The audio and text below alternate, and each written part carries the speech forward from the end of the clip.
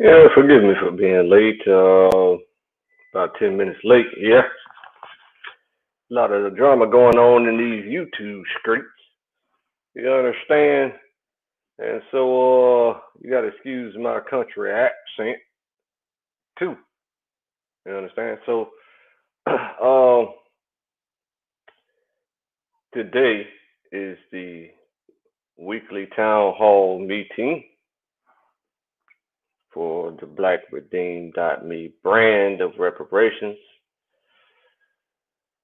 that will succeed. So today I want to talk about how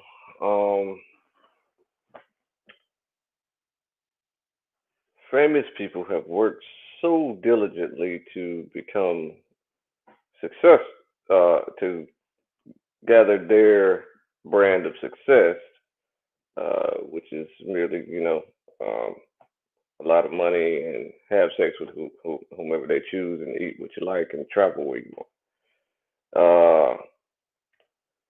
And as a whole, or en masse, the majority of famous people do not feel a need to um, look at community and improve community. That's the issue that I take. That's something that I take issue with. So it's a lot of famous people who do look at community and think that community is important. Uh, I would hate to name a few, but because I'll be leaving out so many thousands of them. But who comes to mind is Jay Z, Meek Mill, as they got that law passed in California here recently. If that would be the most recent and relevant uh, situation. Then you have Kim Kardashian and her hubby, soon to be ex hubby. They are focused on community. You have, if I'm not mistaken, LeBron James does the same. But when you look, yeah, when you look technically at the community efforts that people uh, take issue with, if I were to compare like LeBron James to like a Michael Jordan, right? Michael Jordan invested heavily in prisons when Michael LeBron James invested heavily in black causes. You see what I'm saying? So even when uh, famous and powerful people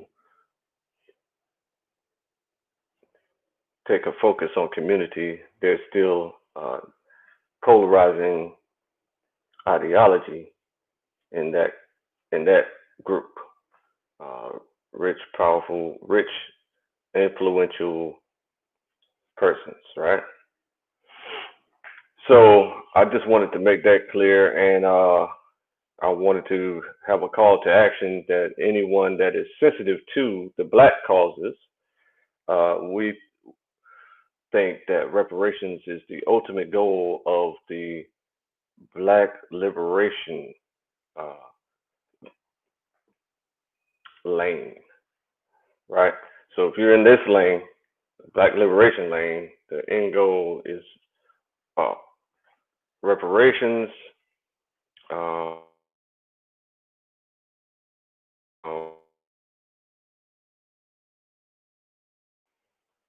then the Israelite lane end goal is self determination. So you get a chance to get both with blackredeem.me. So I'm an Israelite, the leader of the Israelites, with a great affinity to uh, black people, right? So everyone realizes that the true leaders of the Israelites are, as they proclaim, will be the Father, the Son, and That's basically it. But true Israelites understand that the Father, the Son, and the daughter, being the Holy Spirit, is are the top leaders of the hierarchy of the heavenly society. So the Father is surrounded day and night by 24 elders and so forth and so on. So it's a grand hierarchy going on in heaven, and our prayer says that in heaven, so in heaven is done should be done in earth. But of course, you have the Satanists who remix that to say so above, so below, or as below, as above, as below, and they remix it and pervert it and say all types of retarded things.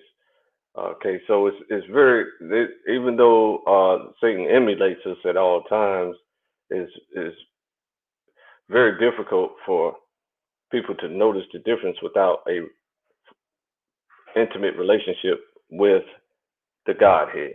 You see, the Father, the Son, and the daughter. Right, the Ancient of Days, and then the Son being Yahya, Asher Yahya, and then the Son being Emmanuel Hamashiach of Nazareth, and then the Son being Jesus Christ of Nazareth, and then the daughter being Wisdom, the daughter being Menakama in the Hebrew, the daughter being the Comforter in the English, and the daughter being the Holy Spirit and the Holy Ghost. So there are numerous Holy Spirits, but that particular personage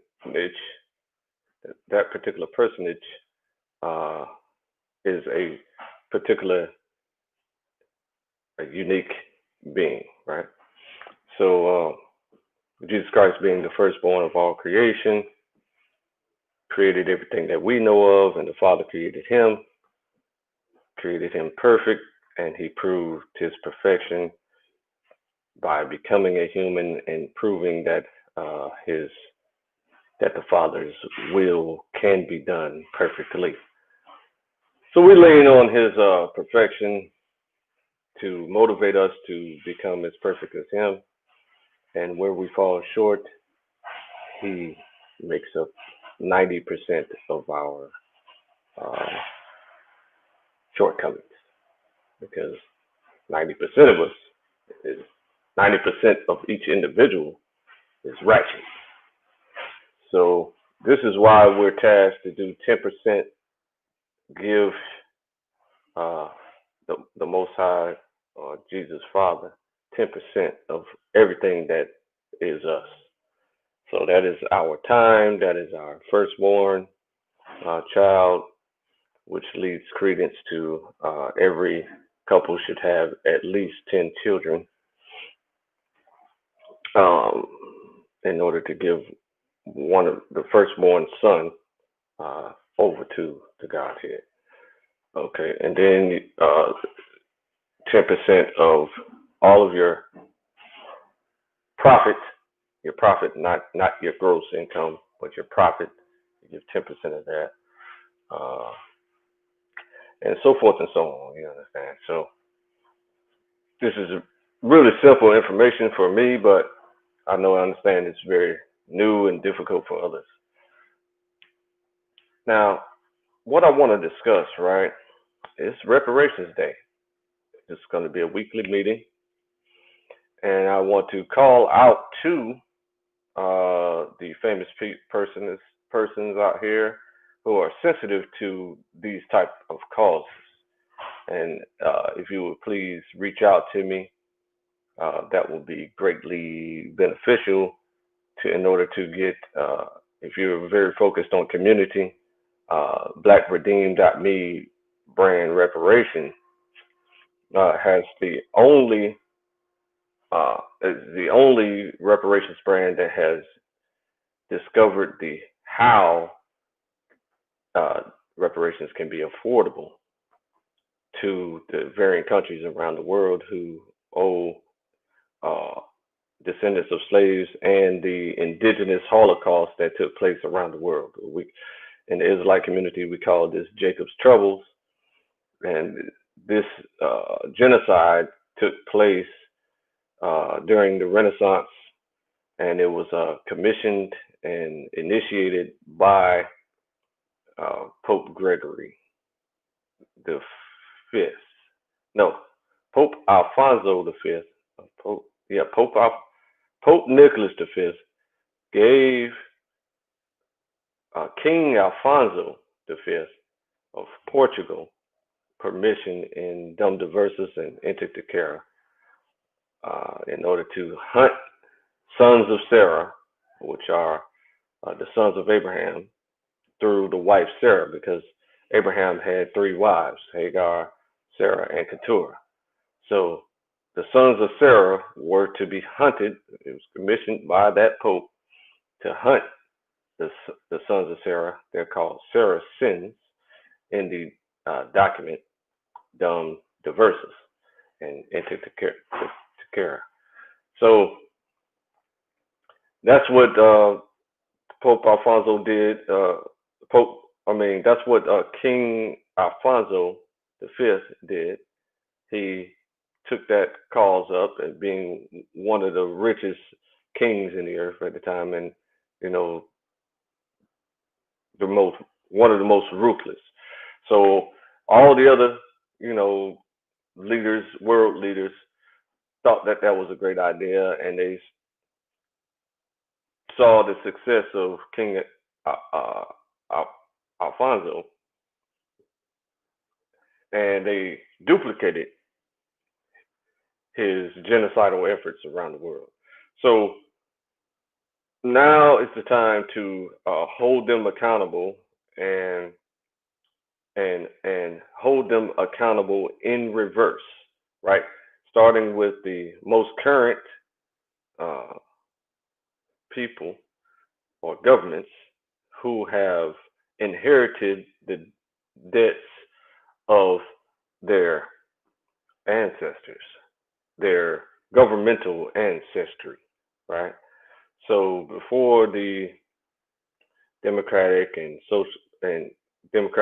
communist governments came about, there was only kings and queens and emperors and sultans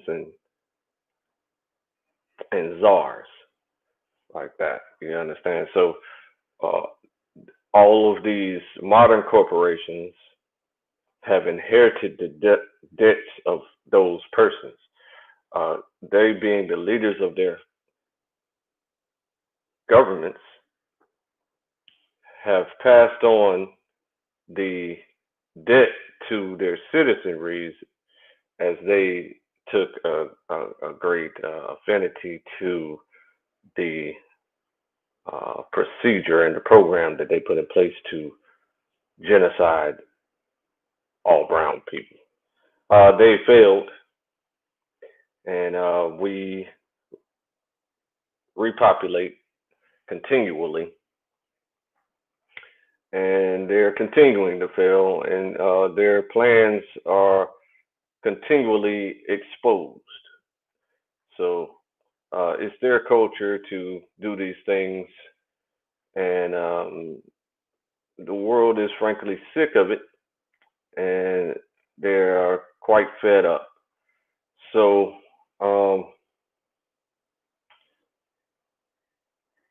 what I want to do is invite anyone onto the panel. If I can find the invitation link here. Invite. All right. Anyone who would like to come on the panel? Okay, so I'm going to start having these every single week, and hopefully we can get people scheduled for this. So the questions that I'm going to be asking, well, let me post this link first. Okay, so the question that I'm going to be asking There's multiple questions, right? So let me pull them up here. Okay, so the first question that I will be asking the guests will be, how did you come to know about the reparations movement? So I'll interview myself first. Reparations movement, how did I become to know about the reparations movement? So I was in a group on Facebook, right? Facebook was getting extremely popular at this time, and there was a group of 15 to 20,000 people, right? And we would have these very geeky and intriguing conversations. I'm a geek, I'm a nerd, I love learning, and I love those type of conversations. So I joined the group. It's called Truth Seekers on Facebook. It's still a group right now to this day, and a lot of the members uh, that I used to engage with are still there, and the leader of the group or the founder of the group is still there. So we were in there, and we bang about everything. We just rap about everything, and so chop it up and things like this nature. And then it just struck me like, oh man, reparations is a that's like it's a necessity.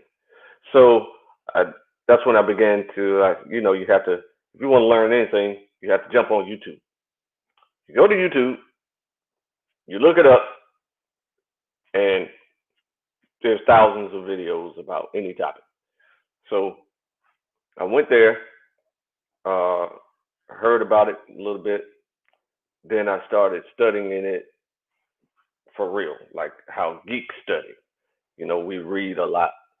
That's how we study. So I read up as much as I could about it and the histories of it, and then the peoples involved in that movement, right? And so uh, I don't know all of them or anything of this nature. So I just had to develop um, a strategy for it. So it took me about 3, 4 years to do so because I didn't fully understand the logistics, right? Initially, so I started my own group called Reparations for African Americans and Autochthonous, right? So that's a group on Facebook, and if you go there, you got like minds in there, and they share so much information that I had started learning exponentially. So then I started learning uh, how people wanted the redress to look and how they wanted to receive the redress, right? So that's very interesting. And so then I joined a training program under Spectacular. Forget his last name, Spectacular Smith or something like that. But he used to be in the group, Pretty Ricky. And so he decided one day, I don't know when he did this, but he decided to reach out to the common people, like the normal broke people, because he said the reason he did that is because he was rich and famous and flew all over the world and came out of that entire situation penniless. So he felt a deep connection. He already grew up super poor, made it to stardom, and then came out of the situation penniless. So he said he has a deep affinity for penniless people. Grew up poor, saw how it was in heaven, and then heaven and earth. That's what I call wealthy world, heaven and earth. And then you also have hell on earth, hell in earth, which is rich people with debaucherous ways. So uh, and then he came back down penniless, and things of this nature. But the experience that he went through gave him the network available to that recreate a monetary form of success. So he's clearly a Christian.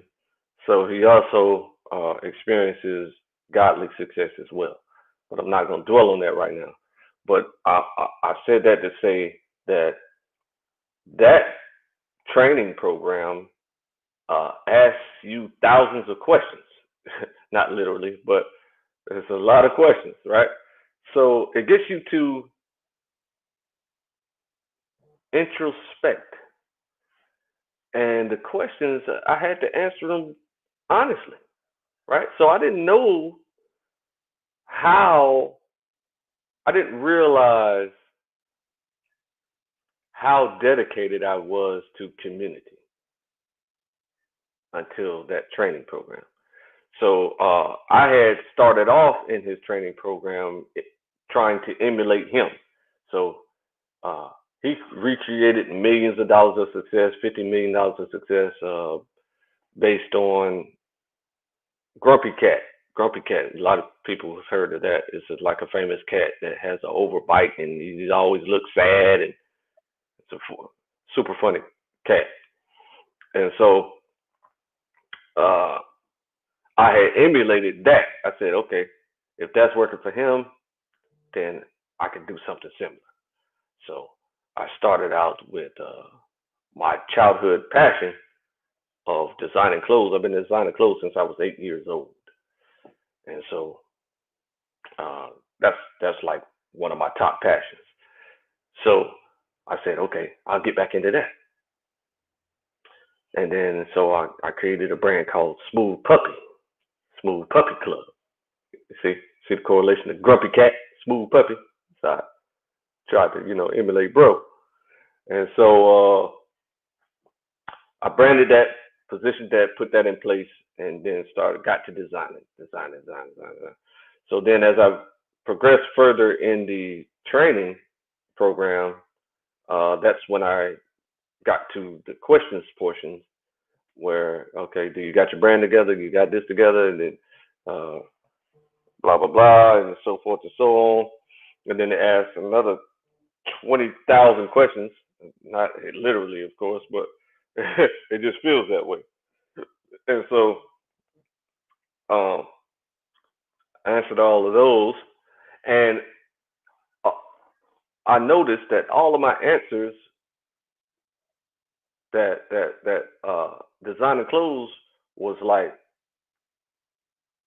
third and fourth priority, but my top priority was being approved by the Most High, or Jesus, being approved by Jesus, being approved by His Father, and being approved by uh, Jesus' sister, the Holy Spirit, right? So I noticed that that's the number one. Number two was I know how to please Him. Okay, so the way you please the Godhead is by treating other people the way that they prescribe for us to treat each other. So the prescription is found in the Bible. All right, so I noticed that was second priority. So then that causes, how do you reach out to them the best way without having incredible diamond-esque talent? Like being an incredible athlete, an incredible vocalist, an incredible rapper, an incredible dancer, an incredible engineer, an incredible inventor, an incredible politician, which is politician is just another word for popularity contest. So I don't know how to be especially incredible in anything. You understand? So uh, that's how I ran into the reparations movement and developed this reparations strategy. So, um,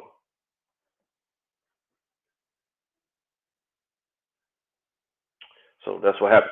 So now, as far as this particular brand of reparations, this is the only reparations that, in Earth that addresses how these varying countries all over the world can afford reparations, because everybody realizes that it's impossible for any country to afford reparations, and this is why people get. This is why people who did not experience what we experienced through slavery still view us as slaves and think that we must remain slaves to avoid paying reparations, because they realize that they cannot afford reparations. So therefore, since I can't afford it, I'm not going to pay it, and I must continue to oppress these people in order to avoid the payment. Okay, so now, but in the real world, uh, there is a fortune.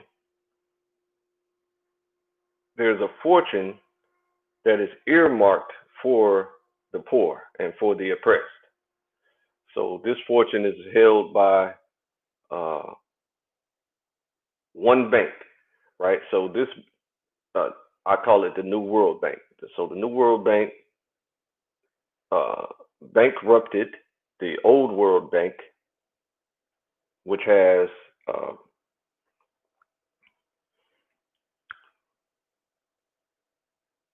regional banks on every single continent in the earth, right? So the World Bank's headquarters, of course, you know that is in New York. And so they have regional banks in every single continent in Earth, and 99% of all banks are under that umbrella. So the New World Bank bankrupted the Old World Bank because they had defaulted on their mission. So the mission of the Old World Bank back in 1939 or 1943 or 1948, whenever they were created, was to get rid of poverty in the earth. So they interpreted that as they said that that should be impossible. Like they're thinking in their mind that that's impossible. Just as I stated with the people that have uh, issues with reparations, they think it's impossible to pay. So they developed strategies to uh, genocide the poor again. You see, just as they did back in the Renaissance time. So, that's the whole eugenics mentality, is that just don't allow them to reproduce, place any type of deterrent that you can in the food and water to make people sick so they die faster. Don't give them proper health care so they die faster. Uh, Mate with them to wipe out the their population, do every form of genocidal tactic that you can possibly think of. Train the youth to be as debaucherous as possible. Take God out of the uh, equation for the governing system, um,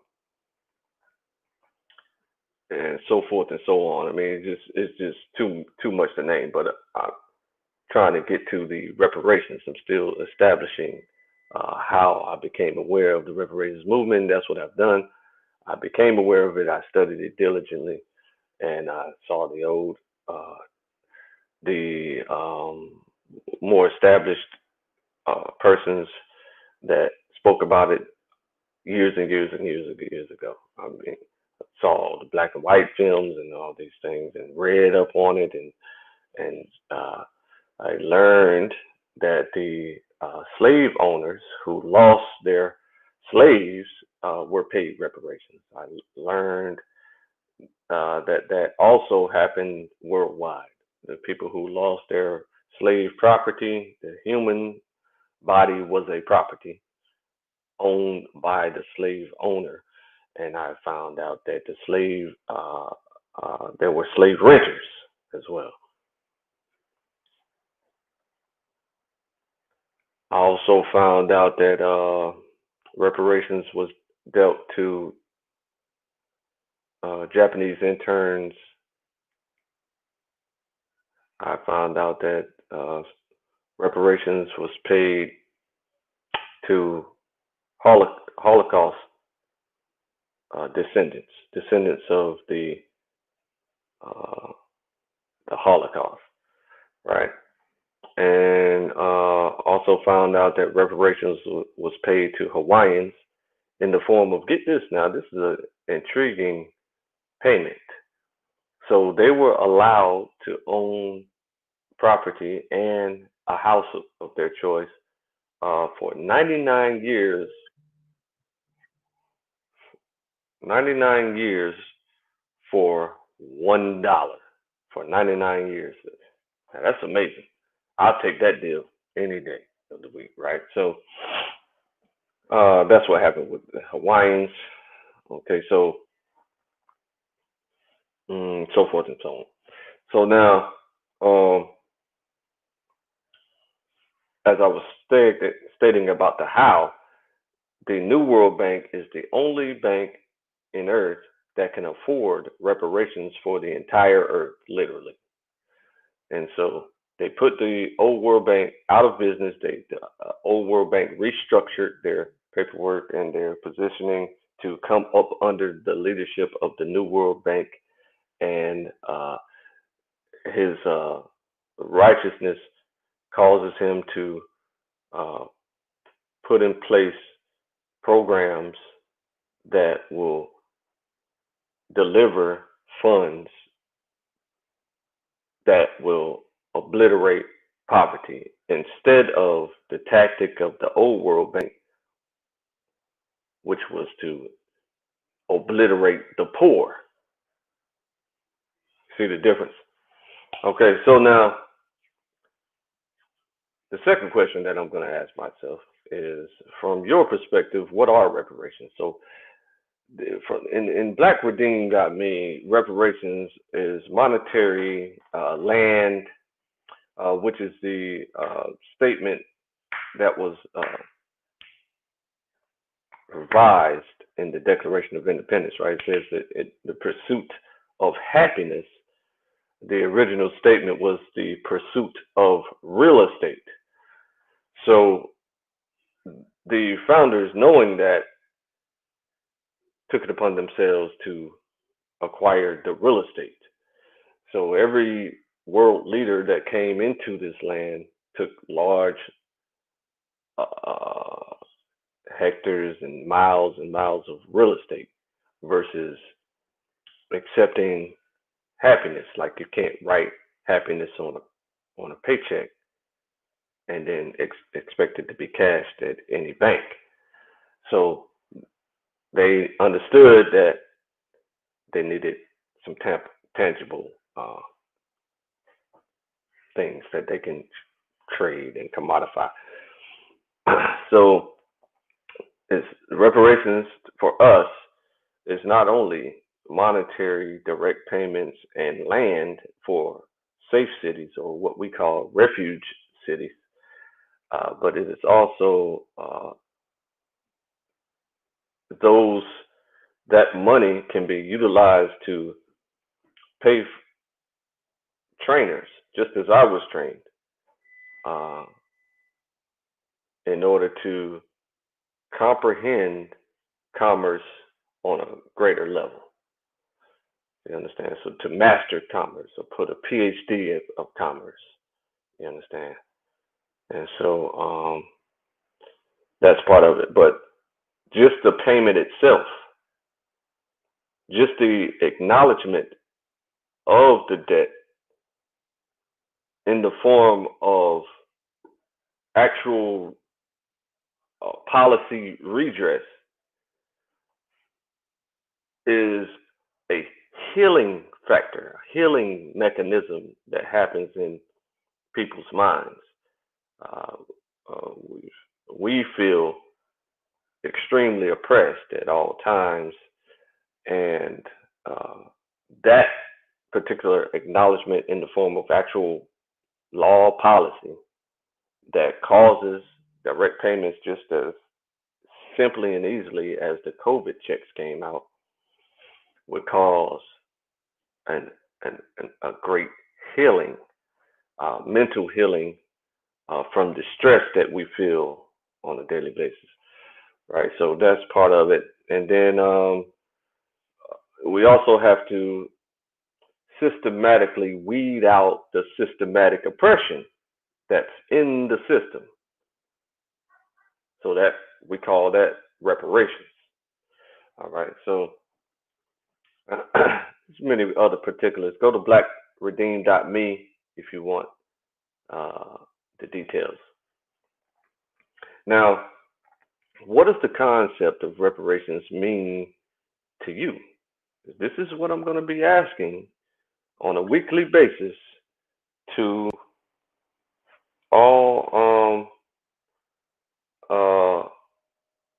all persons who hold on, let me check something right quick. I heard a knock at the door or something here. Okay, hold on. We got the commanding general in this joker. Shalom. Shalom. What's going on, Shalom. Big bro. Well, shalom. What's happening, lady? Dropping this jewel, man. So, I'm saying, definitely get them support. This is, bro. Your connection is horrific. Can't hear anything you're saying. Yeah.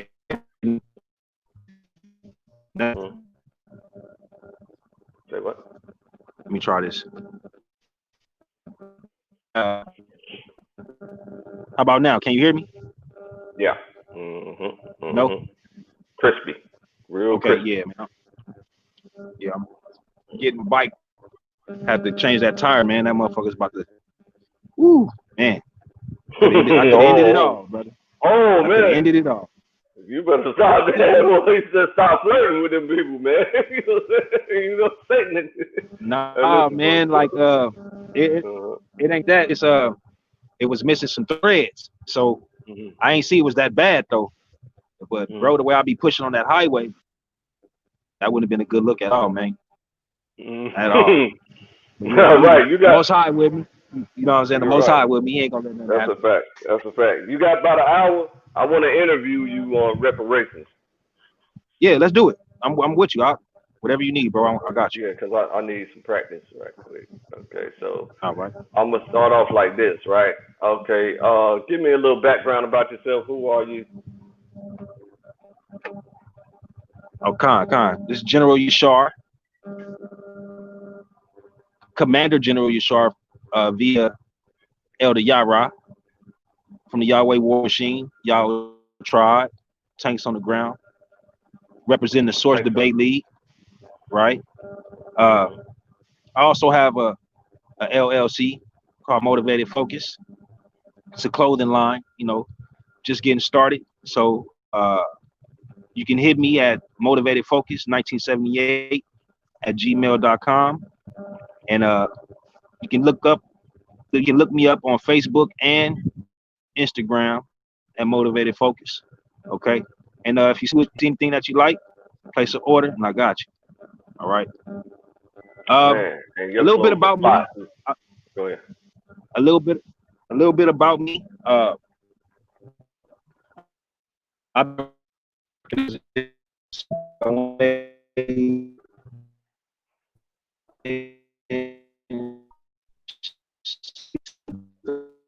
It sounded real crazy again.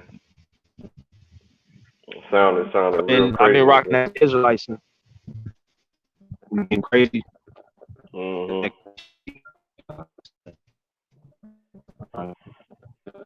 I think it was better when you had your camera on here. When I have the camera on. Mm-hmm. Okay. How's that? Is that better? Yeah, yeah. And, rocking this- we good? Say again. You hear me? No. Mm-mm. No.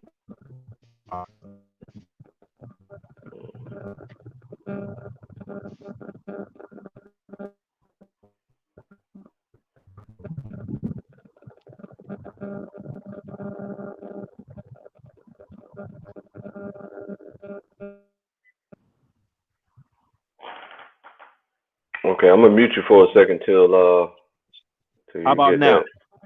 Yeah, yeah. How That's about now? much Can you better. hear me? 1,000 times better. Yes, sir. All right. Okay. Okay, cool. So, like I was saying, I've been rocking as an Israelite since about 2006, 2007. Come on. Just when you thought it was safe. Oh man, yeah. Okay, you black. You black in here. All right. Yeah. So, before that, I was a diehard Christian. You know, went to church Oh, I didn't know you every came Sunday, out of basically. Christian. Yeah, yeah, bruh. When I say I stood on the holy name of Jesus Christ, brother. Let me tell you, the only thing that I wasn't doing was faking the funk, acting like I could speak in tongues. But Right, everything right, else, right. I was indulging in, bro. I indulged in very, very, very much so. Yeah, From yeah. the weekly Okay. studies to the Bible studies, I can right, see it this thing to the now. It's altar making more calls. sense to I'm me. talking about, yeah, yeah. Mhm. So before that, or during the process of being a Christian, you know, played football, was very active in sports, uh, very much popular in high school, college. People knew me. You know, I was very friendly. I was very approachable. Now it's a little different. I'm still approachable, but not that approachable. You know, you can't come at me with no BS and it's gonna be all good like it used to be. Mhm. Right? You got to come correct and you got to come with some sense.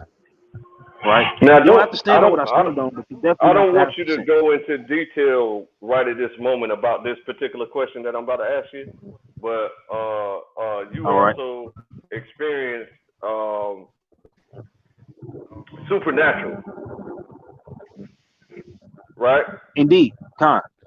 Okay, so that's one of my gauges on the sincerity of anybody in this walk. You understand? If they have not experienced it supernatural and they have not been beat up supernaturally by the Most High and been chastised supernaturally, you understand? Like I say, well, how do you even know what you're saying is real? You understand? Like, Con. you got that much faith that you That's all. just That's and you ain't that's experienced nothing. That don't make no sense to me. You feel me? this ain't that something? Like where's the Mm-hmm. testimony? How do you have a testimony Exactly. you ain't never experienced it? And you ain't experienced nothing. How? So you around, you sticking around for what? To get information from us in order to do something nefarious, looks like to me. Because if you haven't experienced anything supernatural and you say that miracles don't happen, how? But you've been working diligently for the Most High, and but you have not experienced any type of supernatural anything. How? And generally speaking, That's just like impossible. your experience, yeah, you know what I'm saying? My experience happened before, or I've had multiple experiences after I found out my nationality. But I'm saying my just your mere dedication to the Most High causes these things to happen. Then, as you learn, you reflect on your whole life, and then you notice other experiences early on in your life that had to be supernatural as well, because then now it's making sense. Like, oh, that must have been supernatural too when I was 12 and 14, and you know what I'm saying? And this Huh. happened. Yeah, that was supernatural. So, getting into the reparations spiel, right? I want to ask you a series of questions to see, just to get my chops uh, warmed up for uh, the rest of the special guests that I'm going to be having on here, right? So, how did you come to know about the reparations movement? I actually heard it uh, a few times within our community. To be honest, when I first heard about the reparations, uh, it sounded good, but then when the family kept talking about money, how much we gonna get, how much they gonna give us, dot dot dot dot, it began to be a sour taste in my mouth. Mm-hmm. Uh, Mm-hmm.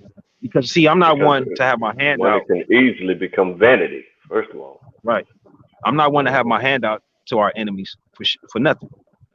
All Mm-hmm. right, Mm-hmm. and for them to understand, right, when they wrong they own, they pay their own. When they wrong their relatives, meaning the Asians and the Chinese, they pay their own, Mm-hmm. right? Yeah, they do. They have, they have even went as far as to even pay the Mongols, Mm-hmm. the so-called straight-haired Indians, right? Mm-hmm. Mm-hmm. Um, they got their reparations, but Mm-hmm. when it comes to us, they don't know how to do nothing. They done lost their way. They can't count no more. They can't do division. They can't multiply. All these things that they done taught and learned in school all their life and all our life, they can't do no more. So Boy, it's you just crazy to me, hilarious. y'all. Well, now, from your perspective, what are reparations? Reparations to me, not even dealing with the definition in itself like that, but just going off of what I've heard, the conversations that I've actually tuned into, talking to you, my brother, uh, and actually talking and linking up, right, with a group of us, right, where it actually like blesses us, put an account for us $100,000. Am I correct on that claim? Repeat the last $100,000 statement. Right. Am I if I'm not mistaken, right? I linked you to a reparations group that actually sets up a particular type of account. Did you go through those processes Yeah. and get that account and get that confirmation? Yeah, you talking about the first one or the second one? Because you sent me two. It was one from the FOI brother, and Uh-huh. he has the reparations app, and that certainly places $100,000 uh, that can be traded with anyone who has the app. And then you sent me the other brother, the Black Power brother, like a RBG type of brother, uh, that has a reparations program too. Okay, so But it's the I first didn't one, really, right, where we can yeah, actually trade and yeah, and, and build with each other, right? yeah, yeah. I So still got that so on my phone right now.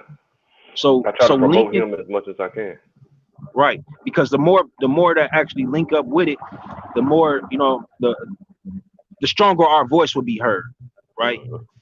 So, and be it that like we the first to just sign up and link in, right? Tap in as society say now, it puts us in a grand position. So if that because it's organized, right? And it's more than enough people. We already did the math for their ass. They ain't got to do nothing but just give, right? Which is what they really want to do. They don't really want to do no math. They don't want to come up with no plan. They don't want to do none of that. That's for us to do, right? And what's so cold about the FOI brothers' plan is that the money is coming from Iran and Venezuela. You see, so it's not even coming from the United States at all. Right. You understand? So they can't say nothing about nothing. Right. They can't I don't know. They can't even touch the account because the account ain't in the States. Exactly. I don't even know why people don't share. Why that hasn't gone viral. Like, it's so annoying. You know what I mean? And he came up with his brand of reparations a year before Black Redeem got me. A year and a half. So that should have been viral. You know what I mean? Like, people should, like, people with millions of followers should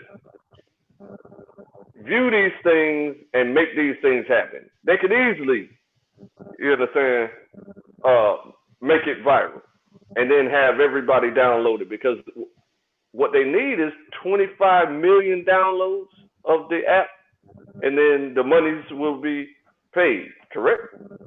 The $100,000 will go live, and you can actually trade it with your bank instead of just trading it on the app only, correct? I missed the Zoom call to be able to give you that detail, so I don't want to say no, and I don't want to say yes, because I'll be sitting here lying to you, and I don't want to lie to you nor the family.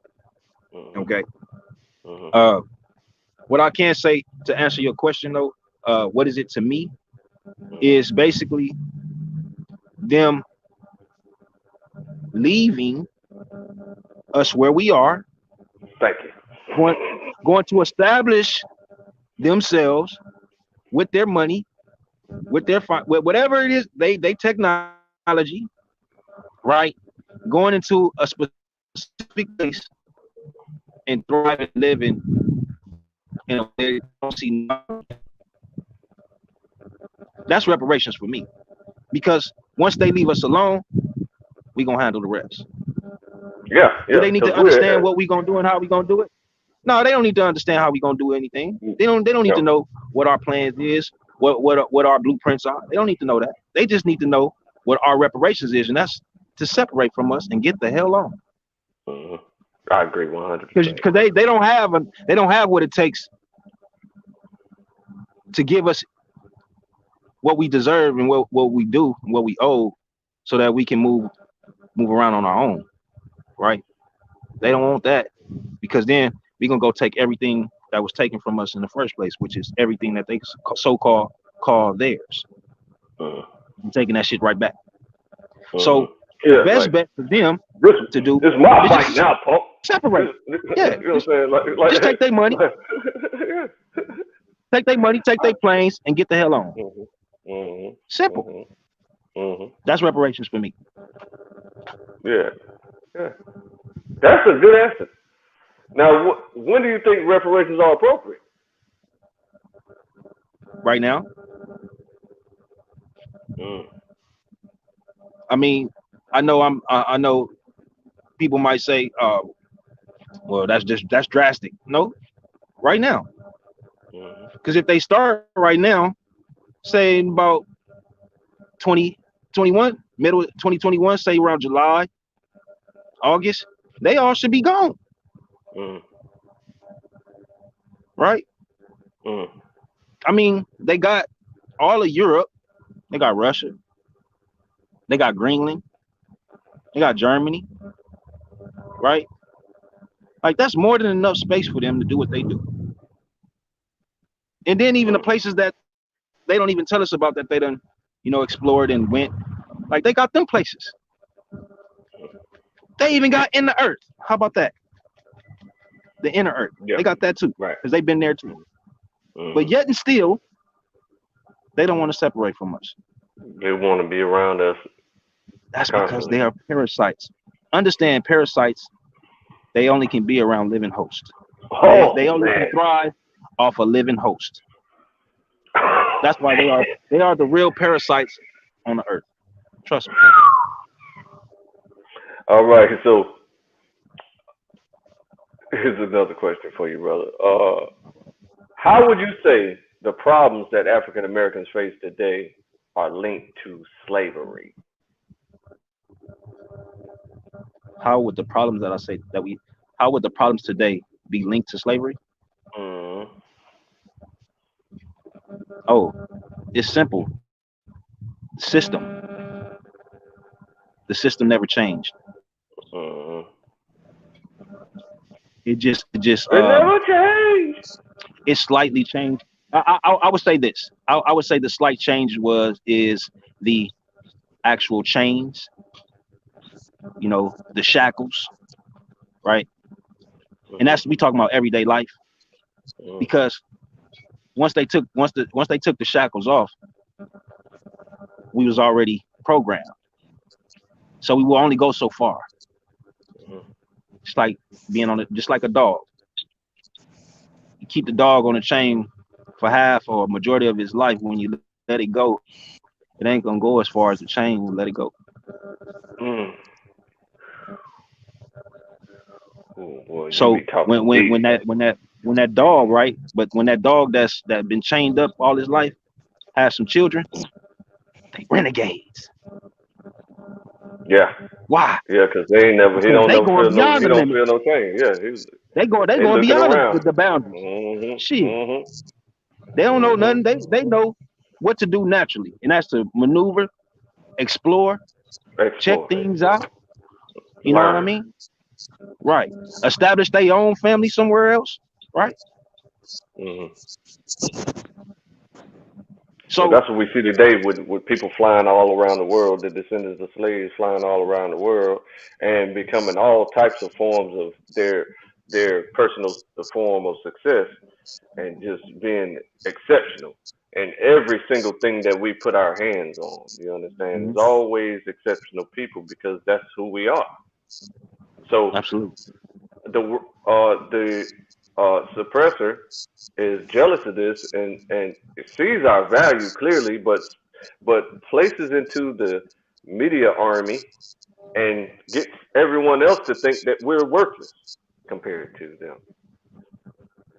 I don't know how these people fall for it. It's mind-boggling. I'm talking about we are the best at every Propaganda. single thing, literally. Yeah, yeah. But propaganda will paint that picture that we ain't shit. Propaganda will paint that picture that all we are gangbangers, thugs, bitches and hoes, pimps and hustlers. How did that That's what happen though? the media. That's what they push, I right? mean, you you If we go you to black you're cinema, talking about a if you go to symptom. What caused the disease of pimping, hoeing, stripping, and prostitution and drug dealing and drug usage? What causes? What causes that? the system, I would say the we can system always go that back to the system. It's purposely not about white causes supremacy, poverty. right? Hmm. It's not about white supremacy. That's some new age shit, right? That's new shit. Because we've been having issues way before we even came in contact with them pale skins. So it's not Hmm. white supremacy. Is that When Jeremiah? I look back, when I I look thought back that was before we came, just Shalom, shoes. Shalom, please say the yeah. I thought that was just shoes that came in here. Okay, but go ahead. The system. yeah, the system, right? Wow, damn, I lost my train of thought. My bad. My bad. My bad. No, it's cool. Benefits. Let me see. Okay, how it's linked to how African Americans, the problems that we face today, the pimping and hoeing, and and drug dealing, all of that is linked to the Yeah, system. yeah. All that links back up to the system, bro. And when I say the system, I'm not talking about white supremacy. I'm talking about the system that was back during Babylon, during what we would call the Assyrian oppression and captivity, right? And we talking about in Egypt and in the land of Assyria, right? That has just perpetuated until this day. That's great. Persians. Right. So we talking about the system, right? The I'm gonna just call it the Babylonian system, the confusion. Right. The ignore God system. It's confusion. We talking about captivity. You see what I'm saying? We talking about the raping of our women. We talking about the raping of our land, the stealing of everything that the Most High gave us. Right. So the system, fam, because everything that I just named still happening to us today in what we call white supremacy. That was happening to us when we was dealing with this type of systematic captivity, mental abuse, physical abuse. When we was in Babylon, when we was in our own land. Same system. Yermiyah, please say the Yah. Welcome to the show.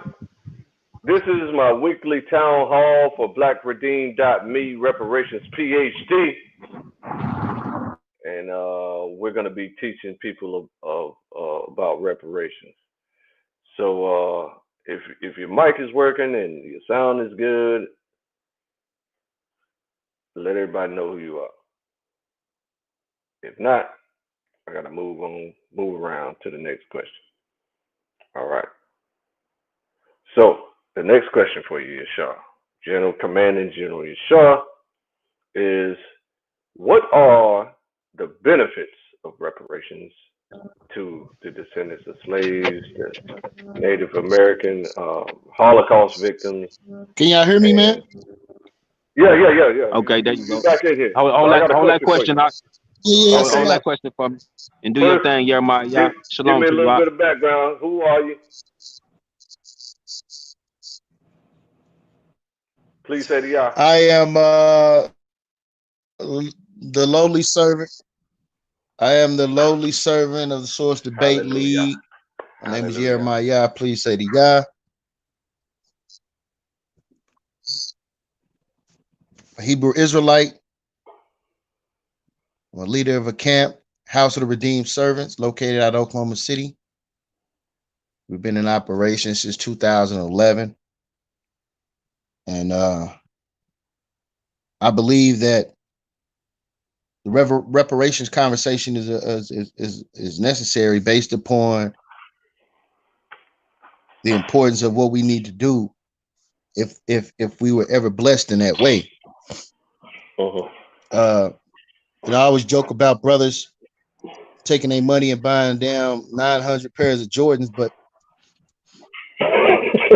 we do need to have a systematic plan of how we're going to implement.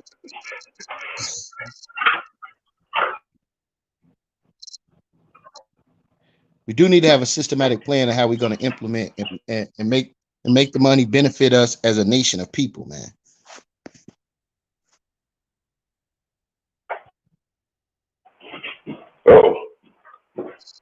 I think I disconnected from the thing. It's all good though. We're back on now. All right, so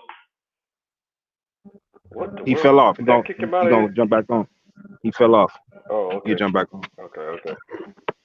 All right, so I was about to go handle something, but we black in action now. So what I'm gonna do? I'm gonna reposition myself to be more comfortable instead of being where I was at, right? And then we're gonna get right back into it. So you bet. can go in on that question as well. So the question is, what are the benefits of reparations, and why is it so important for reparations to be issued?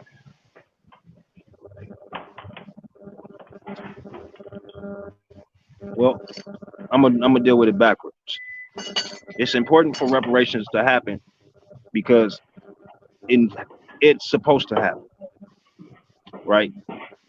I mean, this is just the way of life, right? When you wrong a people and they understand that you wrong them and they bring it to your attention, and you feel, and if you not on that same warlike tactic and warlike tip, then you fix your wrongs, right? That's what we supposed to, that's according to our law, right? And that law is Right. supposed to be taught to the world. Right. So if the world is gonna call themselves holding dear to our truth, our heritage, which is in the Bible, then they need to understand that when you wrong someone, you pay them back, right? Sometimes you have to pay back double. Sometimes you have to pay it back 7 times. Either way, you pay it back. And sometimes you got to pay somebody else's debt because you inherited their debt. Absolutely.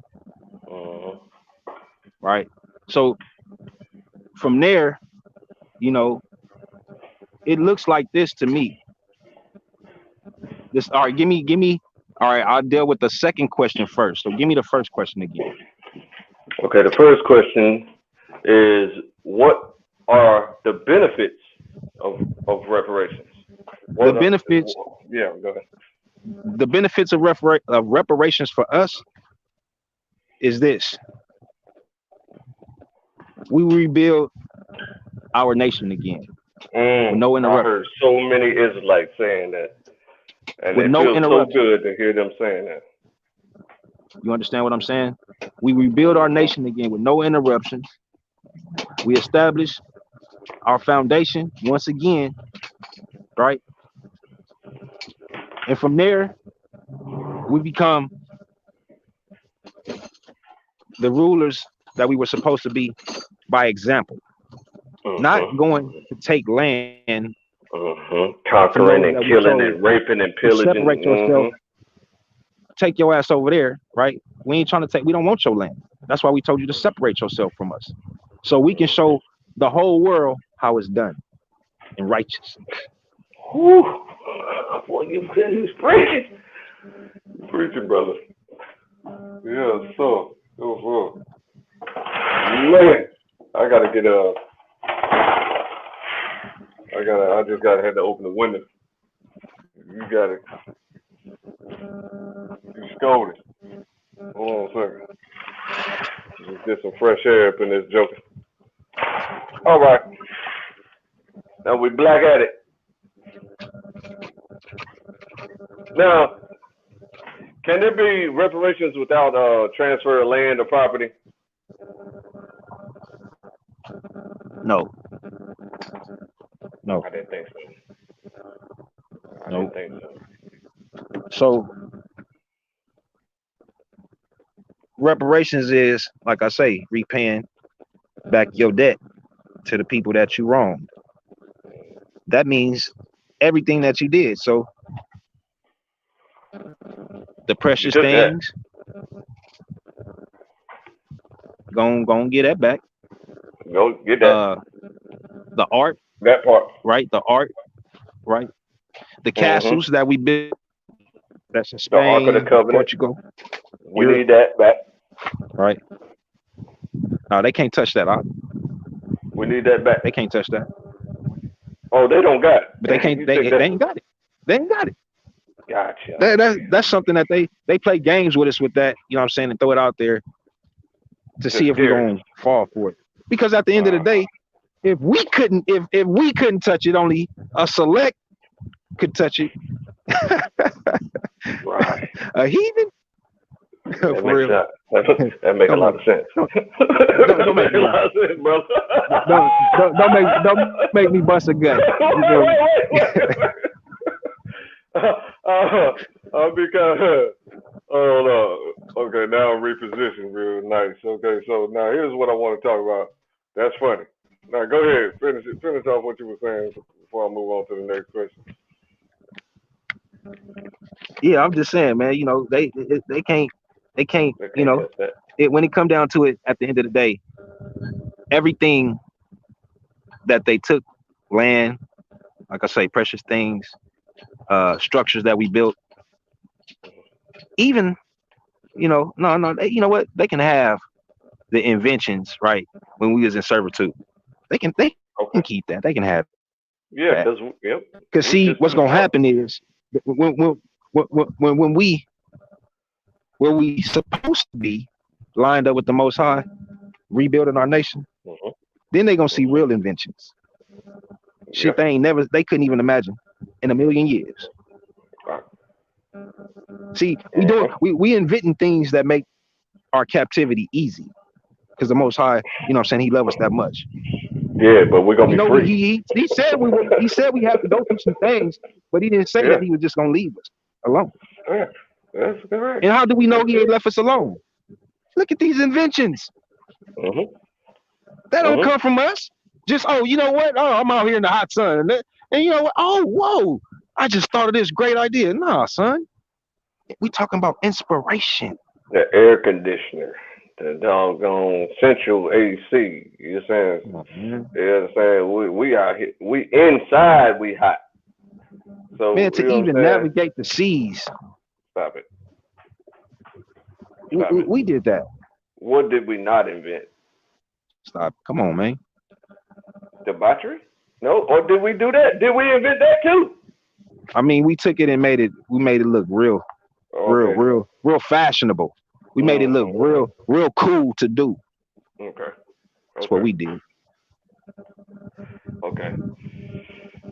But it's not cool at all.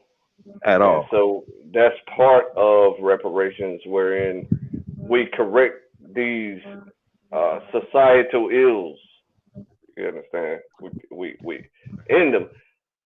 This happens with the healing process that takes place of accepting the money and saying, "Oh man, wow! Now I can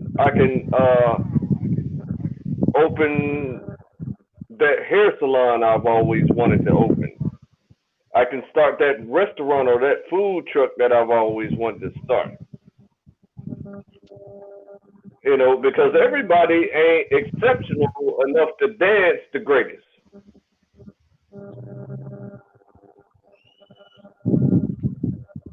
Everybody ain't exceptional enough to throw the ball the farthest.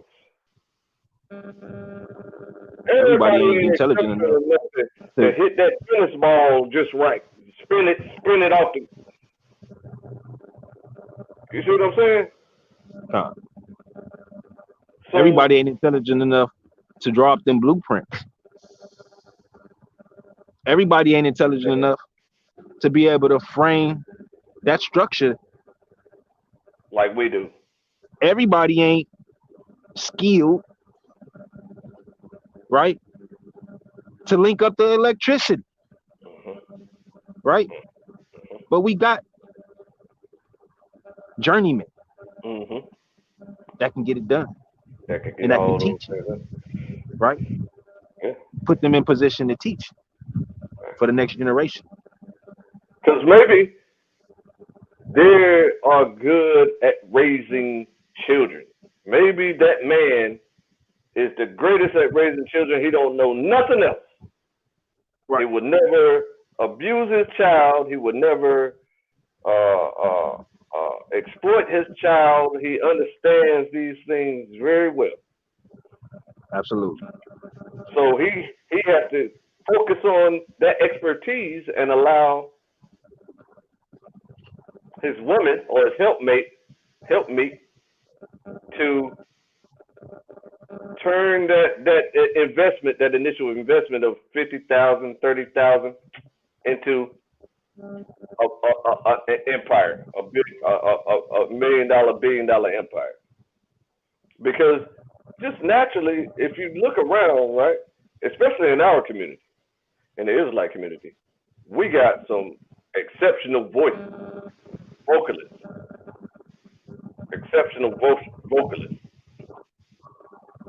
You understand? And we have exceptional rappers. You understand? But right at this moment, they're being drowned out by the debaucherous world still. The sound is, whew, sound is hurting my ears, brother. Hold on, let me mute up. Okay. Okay, so the next question, I'll answer the next question until please say that y'all return. So the next question I want to ask myself is, does gentrification play a significant role in the reparations movement? The reason that gentrification should play a significant role in the reparations movement is because we need to be gentrifying our uh, our stomping grounds. You know, where we grew up in the impoverished areas, and we need to be revamping those places to uh, make it more presentable and more comfortable for the residents in these impoverished areas. Because the reason that the crime is so prevalent in the impoverished areas is because it looks terrible. You see, so they see everything looking bad, and it takes a toll on them. Like, I feel the same way that my community looks, so therefore I'm just gonna make everything else look the same way. You understand? So when we beautify our impoverished locations, people would take take pride in their community, and they will look at themselves as a better above. They will look at themselves as above trying to quick fix poverty. You understand, with the underground economy that we get involved in. You know what I mean? So if your sound is back, what are your views on previous attempts to pay reparations?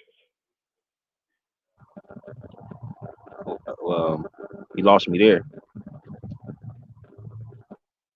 Well, how do you attempt to do what you can do? Hmm. I mean, that just don't make sense. If they telling us that they attempted to do something and it didn't happen, Well, it's they paid because it. they They didn't do paid it. it to, like you said, the Indians. They paid it to the Japanese interns. They paid it to Oh, well, the they did that. That wasn't an okay. attempt, and they doing that still to this day. Yeah, it wasn't an attempt. It was an actual happening. No, no, They no. They actually are went doing that down. to this day. They did that. See what I'm saying? They doing So that. your views on that is, what are your views on those? Uh, I don't have no view on them. They not. They don't. They not us. Meaning, meaning, What they do and what they go through has nothing to do with me. okay, okay. Meaning that You're I'm only indifferent focused because on us and what we need to. let me propose a reason that you're indifferent, other than them not being us, right? The reason that you're indifferent about it is because Okay. it looks just. It's equal. It's evenly balanced in your mind.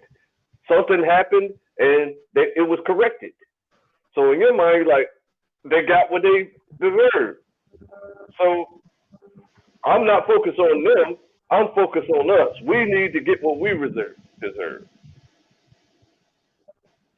Well, the Most High got that for us because they can't. It's like they to be like I say, man. The only thing that they can do is separate themselves from us because it's nothing that they can give us that's gonna repay us back. Whatever they do for us, it ain't like we gonna forget it. Mhm. It ain't like Mhm. we gonna be like, oh, now all of a sudden they cool now. It don't work Mhm. like that. Mhm. You know what I'm saying? That's why, I you know what I'm agree. saying, ain't nothing happened. You know what I'm saying? Because when you talking about really what you talking about in truth, reparation, man, that's the Most High coming back and salvation. When you crack that Reparation sky, is what you call is what we call salvation in our heritage. that's right. Absolutely. You know what I'm saying? Absolutely. And that's the only one that can do it for us. Because like I say, man, it ain't shit that they can give us. Yeah, we got to lose hope in the system and place all our faith on the Most High. The Most High will cause exactly what He's causing now, which is what we're experiencing right now is a black flag in order to cover up the law and order that's taking place behind the scenes and bringing all wickedness under subjection, right? And so in the process of this, there's a currency reset that's happening as well. This is the pinch that people feel on their pockets. So they're resetting the currency and they're gonna reissue new currency just as they did back in the day when they created the old World Bank. So they readjusted and reset the currency from the silverbacks, the silverback dollar, and all this stuff, and the goldback dollar, the gold standard, and then they reset it to the fiat currency. And people were afraid at that time as well, just as they are afraid now. But there's nothing to fear because the Most High has our best interests at heart, and it will work out perfectly. You understand? Because the Most High can't make any mistakes. So, next question is, how do you believe reparations should be paid?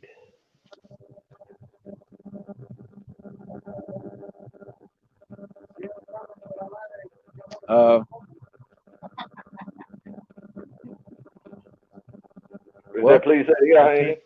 It's Oh, unfortunately they can't pay us.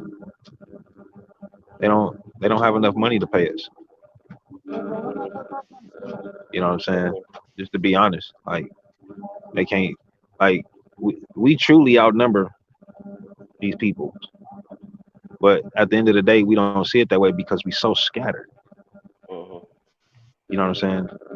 And scattered mentally as well. We're not on one accord. Right. That's the main thing. You know, and we haven't been like that for a very, very, very long time, way before we even got into being brought here. Some of our family being taken from here, being taken other places. And Joshua, come back up here if you're listening. King Chef, shalom, Mark.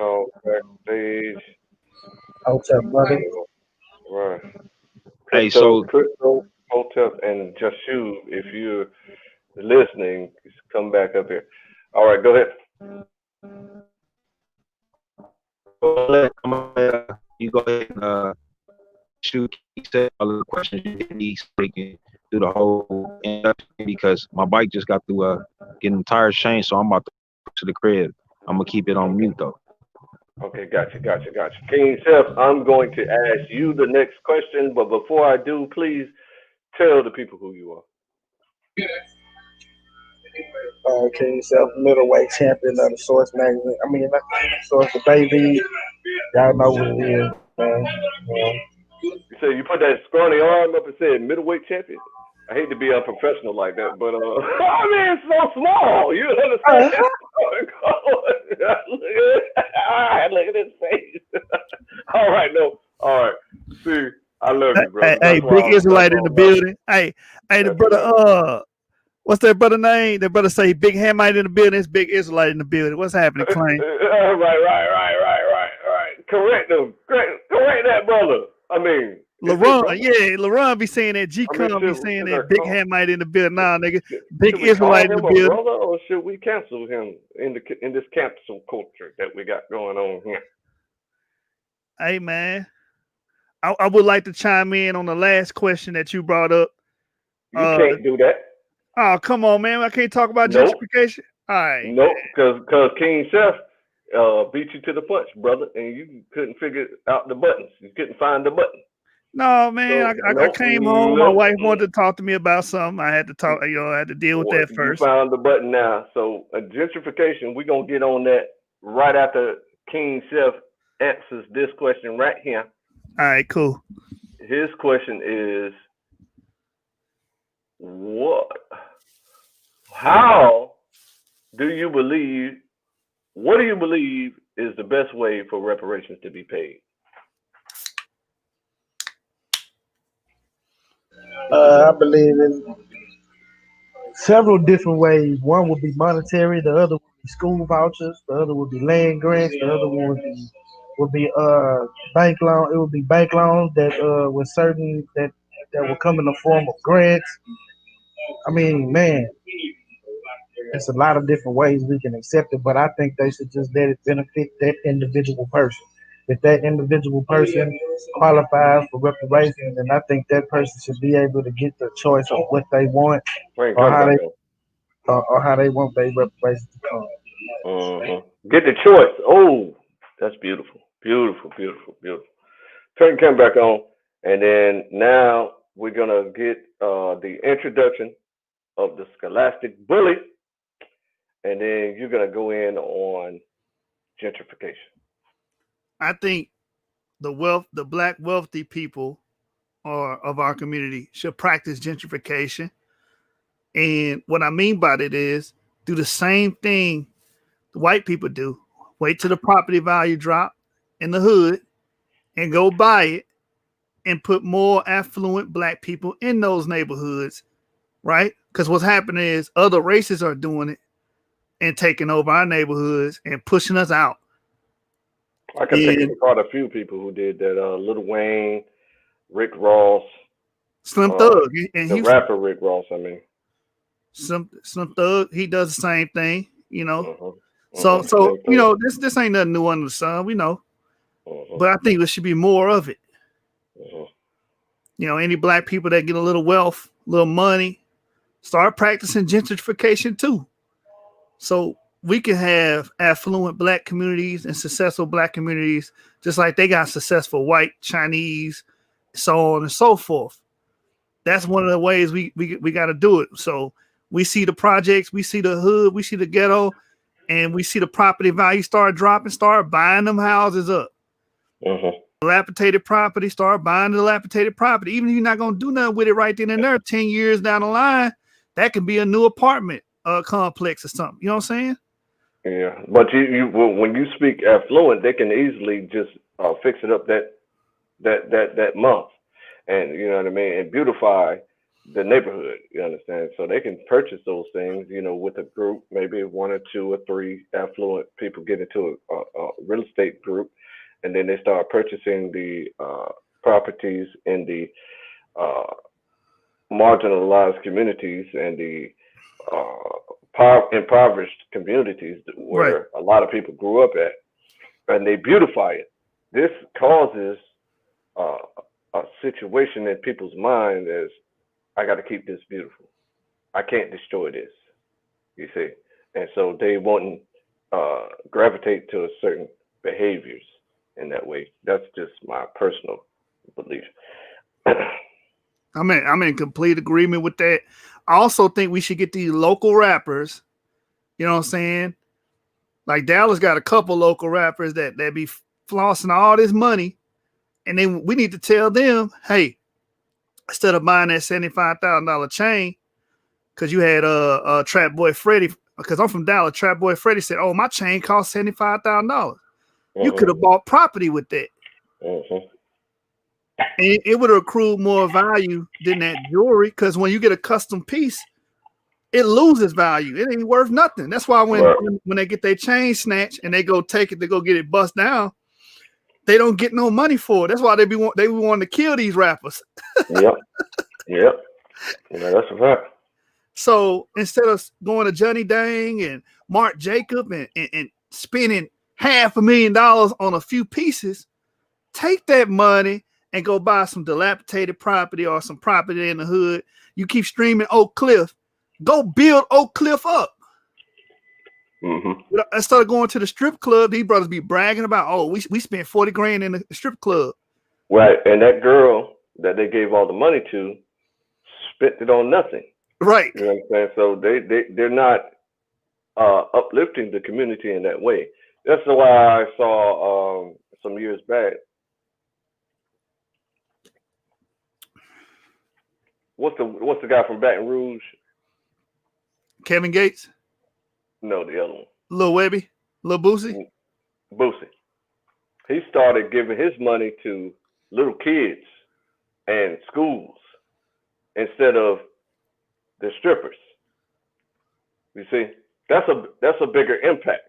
Right. And it's cheaper. Yeah. You know what I'm saying? Yeah. Strip club, you're gonna do it 50,000 in strip club easy. You know, that's the only way you can make it rain. You have to have at least 50,000. Right. So, but you give 100 kids $50. No, what am I saying? $100. You give 100 kids. You give 100 kids $100. That's $10,000. Right. Right. They're gonna have so much confidence that they're gonna be like, "Oh man, now I can make great grades. I know I can do it because I know Boosie got my back." Right. Right. That's a fact. That's a fact. They need support, just like the strippers need support. You know what I'm saying? But the kids, it's a greater impact because now you're investing in the future of America. Exactly. You see what I'm saying? So I want to ask King Seth this question here. How are you affected by the decisions made related to reparations? I mean, I don't think you can be affected by something you ain't have. You know what I'm saying? We never had it. How is it gonna affect you? Only thing I can say is by them not making that promise with the 40 acres and the mules, that it did bring us into a state of poverty. And that, but it was a lot of other things that added to on top of it, not just that, but I just feel like, hey, you know what I'm saying, for right now. So in that particular example, you have been adversely affected by the decisions made related to reparations. Yeah.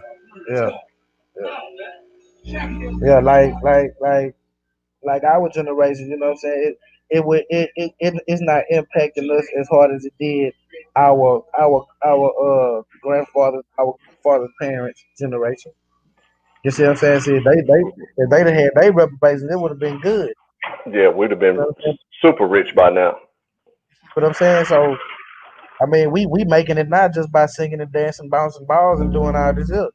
So I'm not gonna say it kind of affects us to where hurting. And I mean, don't get me wrong, we are hurting, but you know what I mean. How can we cry about something that we didn't have? Right.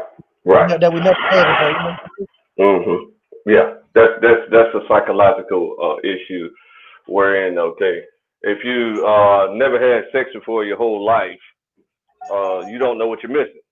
You understand? Yeah. So you don't desire something that you've never experienced. Yeah, you sure, man. That's why people should say virgin. That's why these rappers go crazy when they get that money. Like he was just saying, they go spend $45,000 on the chain. Why? Because niggas never had nothing before.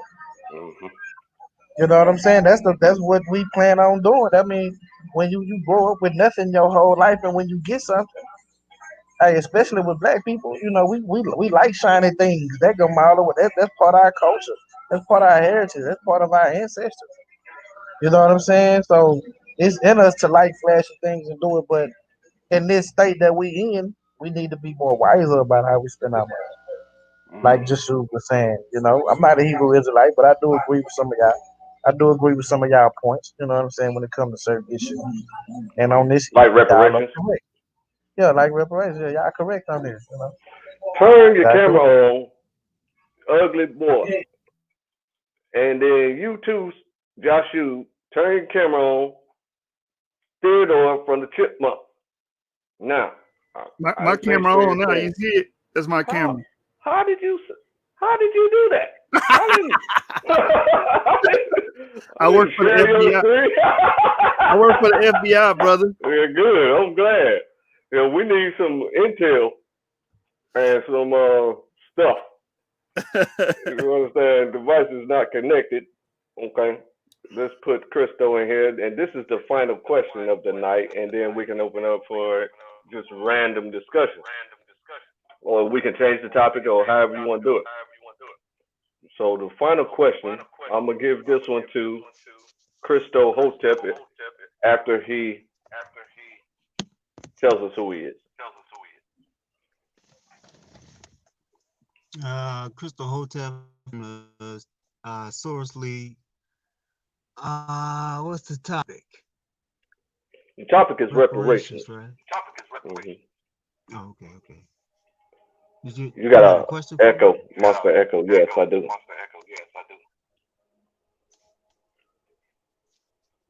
So I'm about to get you to mute your mic if you. Yeah, turn it down a little bit more. How's that? Let me check. Yeah, it's not too bad now. All right, so check this out. This is the final question, and then you guys follow up after Christo Hotep. Why are you so passionate about the reparations movement? Well, I mean, every avenue to get to the place that we're trying to get to, is different paths, but reparation is one path. I don't see any need in steering around that path, so it's just basically it's just one more avenue. This is how I try to look at it. Mm-hmm. Mm-hmm. Okay, let's start with King Seth on that follow-up. I don't think y'all really want to know my answer. Y'all really want to know my answer? Ask the question again. Why are you so passionate about the reparations movement? Y'all really want to know the answer? Yeah. Pay me what you owe me. That's why I want mine. That's why I'm passionate. I want my money, bro. Give me my money. If you owe me, pay me. Cut the check. Hey, don't act like you don't know me. That's why I'm passionate. I want my money. I'm on you like it's the first. Real talk. In the shoes, I see. I have to come knock on the shoes door. You see what I'm saying? All the way in Boston. I need mine. Yeah. You know what I'm saying? I might not, but see, I'm a tax them. I ain't gonna tax my brother. You know what I'm saying? So they owe me double. You understand? Or we got to go to breaking fingernails and some, bro. That's right. Pulling out weave and all that. Yeah, man, got to go to talk Chinese methods around here, bro. That's all. White women wear hair clips. They don't wear weave. They wear we'll pull them out too. We snatch it out that night. What you got on? I need my bread. You know what I'm saying? Okay, Scholastic Bully, why are you so passionate about reparations movement? I mean, he said it the best way it could be said. You took my ancestors and raped, robbed, and pillaged. Don't forget tortured. Tortured. Like you know how you sue somebody and you don't only look for physical damages. You don't sue for physical damage. You also sue for psychological and traumatic damages as well. Like if you was in the elevator and the elevator broke down while you was in it, you can go to court, sue them, and say, now I'm afraid to go to any elevator because of my traumatic experience. That's right. Now, every time I see an elevator commercial, you know what I'm saying, I'm in fear. Yeah. So that'll be an argument in court to get that company to pay you more money. So same thing with the slavery thing. That's post-traumatic trauma and stress disorders coming from this, man.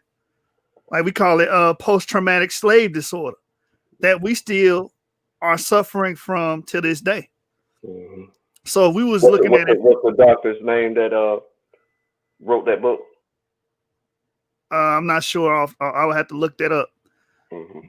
But yeah, that goes right into the point, because if we can go to court and sue for traumatic damages and psychological damages, they owe us a lot of damn money. So why we so passionate is because we still dealing with the effects of slavery, Dr. Joy DeGruy. Dr. Joy DeGruy. He did a good job, man. Because That's a she. Excuse me. It's a black lady with dreads. Highly attractive black lady, I might add. Because to this day, that lady got 5 degrees, bro. Dr. Umar Johnson got 5 degrees. Nah, but hers in real psychology though. Yeah. I messed with you. Real psychology. Hers in real psychology though. Real. Listen. Yeah, I mean, I think he's a real psychologist. I don't know, bro. I mean, yeah. I don't know. But what about you? Let's see if your mic is sounding okay. Commanding General Yashar, and so we can find out why you're so passionate about the reparations movement. Okay, sound is still. So now you hear me, y'all. Please say that y'all never returned. So that concludes the interview. This was a successful weekly town hall for BlackRedeem.me, Reparations PhD, and we can open the floor up to continue the reparations movement or change this topic. Hey man, let's keep talking about the reparation, and let's talk about how the platinum plan presented by Donald Trump. Donald J. Trump. Mm-hmm. You know what I'm saying? The motherfucking commander in chief. Right. Yeah, say, bro. I got.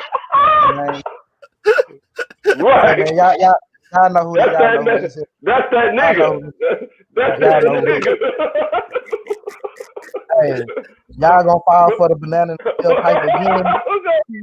Y'all gonna fall for the banana in the tailpipe again, man. This ain't getting old, y'all, man. Hey, y'all ain't trying to fall whenever he says that, he be making a point, brother.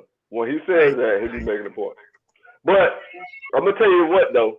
I saw the work necessary to put that was put in over the past 12 months.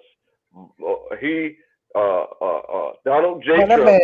That man trolled some people's Facebook pages and took them talking points, man. They said Donald J. Trump told the Fed to go around the country and listen to people. So I've watched the videos that it'd be successful black people in those town hall meetings all over the country. And they verbally expressed that if you do this, and this, you'll get a great result. And it will benefit the society, the part of society that thinks in their stupid brains that they will not benefit, right? So there's people that think that they won't benefit from giving what we deserve to black people. But those town hall meetings clearly prove otherwise, because you also have white successful people on those panels as well.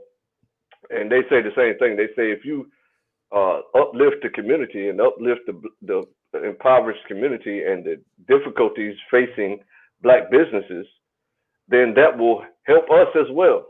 They are working with us. You see what I'm saying? All over the country. So he took all that information over the past 12 months and put it into the platinum plan.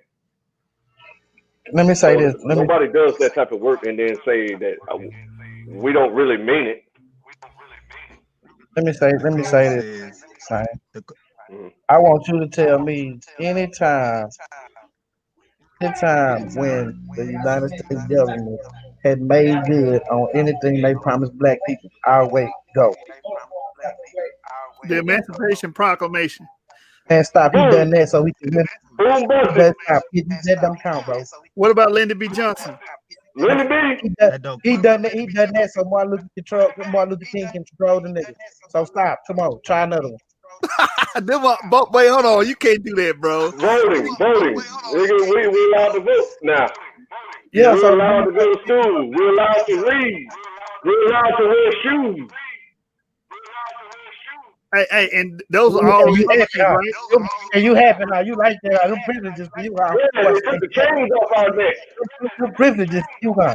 You know, we used to live with chains on our necks And all day you like long. it? You like being at your cage, huh? You don't want to go back to your cage, huh? Nah. The They got code to put a little says tree the code says that compensation is the promotion of the elimination of white supremacy. That shit rhymed too. Yeah, but that's what we're doing. When they took the chains off our neck, that was promotion of the elimination of white supremacy.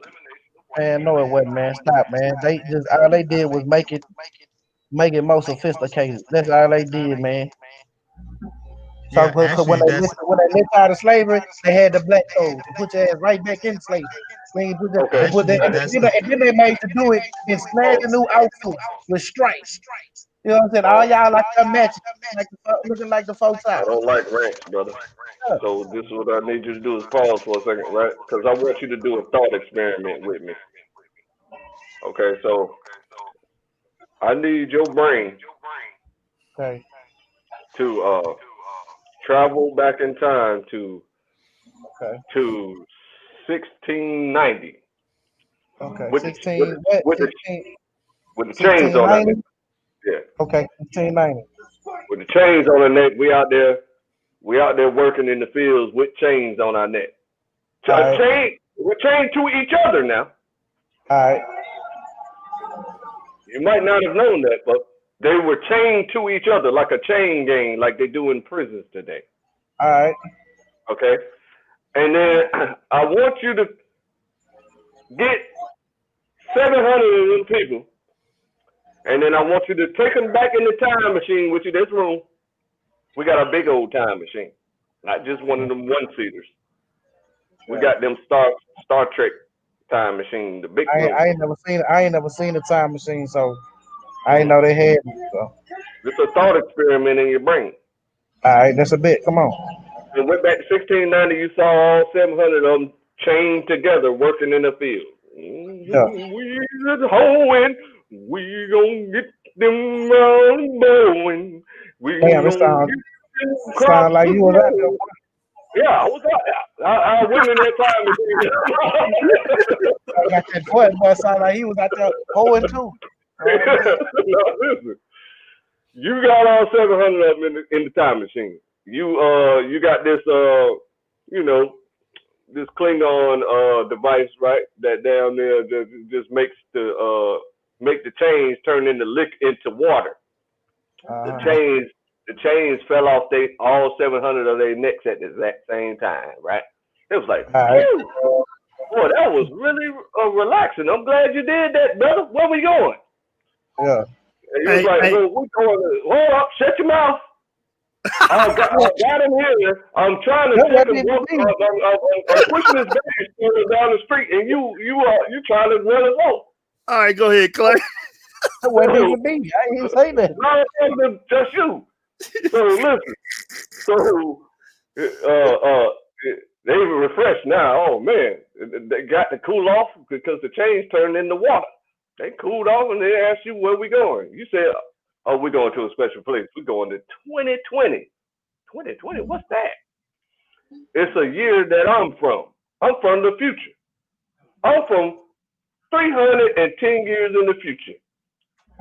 Ain't no way anybody here. You know something in time travel. Okay. Man, what the goddamn hell are you talking about, man?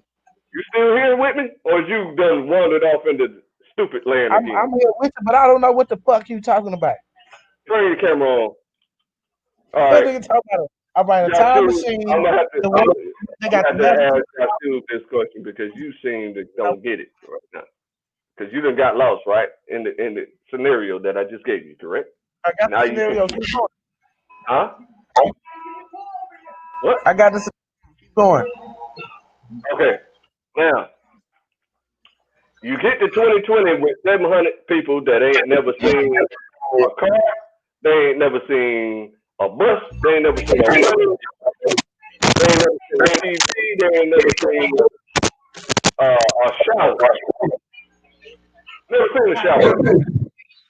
Never seen none of this stuff that we take for granted today, right? Okay. I want you to tell them people that they not comfortable here. Go ahead, lie. That they not what? Comfortable in this scenario in 2020 Said when that they they just can had feel heavy comfortable. change on their necks in 1690. Yeah, that's why I thought y'all be quiet. So I'm telling you Can I answer that that one? Hold on, time out. Can I answer that one? you know, What I just yeah, you addressed now? can, but he said, tell me when America lived up to any of their agreements. They allowed us to put shoes on our feet. Yeah. They allowed us to read. They Yeah. took the chains off our neck, Yeah. and so forth and so on. So I now understand they retarded. Oh, the thing that you got is a human right. Now let me bring it home. Can I bring it home for you? Yeah, go ahead. Can I bring it home for you? Yes, sir. Okay. From the code. 4 basic stages of racism. According to compensatory counter-racist logic, there is reason to believe that there are 4 basic stages of racism. Number 1, the one you talking about, establishment, back 1619, right? Oh, 1690. The second one, maintenance. We know what that is. That's around, what do you call that? Jim Crow, all that. Expansion. That's where they move us into government. That's what is that? That's like Martin Luther King Day, all around there where they expanded it. Civil rights, all that. The fourth and final one that we in now is called refinement. See, so now we refine to the point where we become comfortable in their slavery. So that's the whole point. In their oppression. That we have to remember that there are stages to this and never look at the things around us, because all those things can be snatched away by the same person who gave it to you. So we can't get comfortable. Hey, can I add this, man? This whole solution for that. Hold on. Because you say don't get comfortable, stay in direct in order to what end? My end, the Israelites I'm not is saying self-determination. I'm not saying that we don't keep working for something. That's not what I'm saying. But I'm saying don't ever get to the point where we feel like we're there, because we're not there truly until white supremacy is gone. It don't matter what we do, because even if we gain something, we're going to take 2 steps back because of a system that's put in place already. Okay, so what does the absence of white supremacy look like? You said what?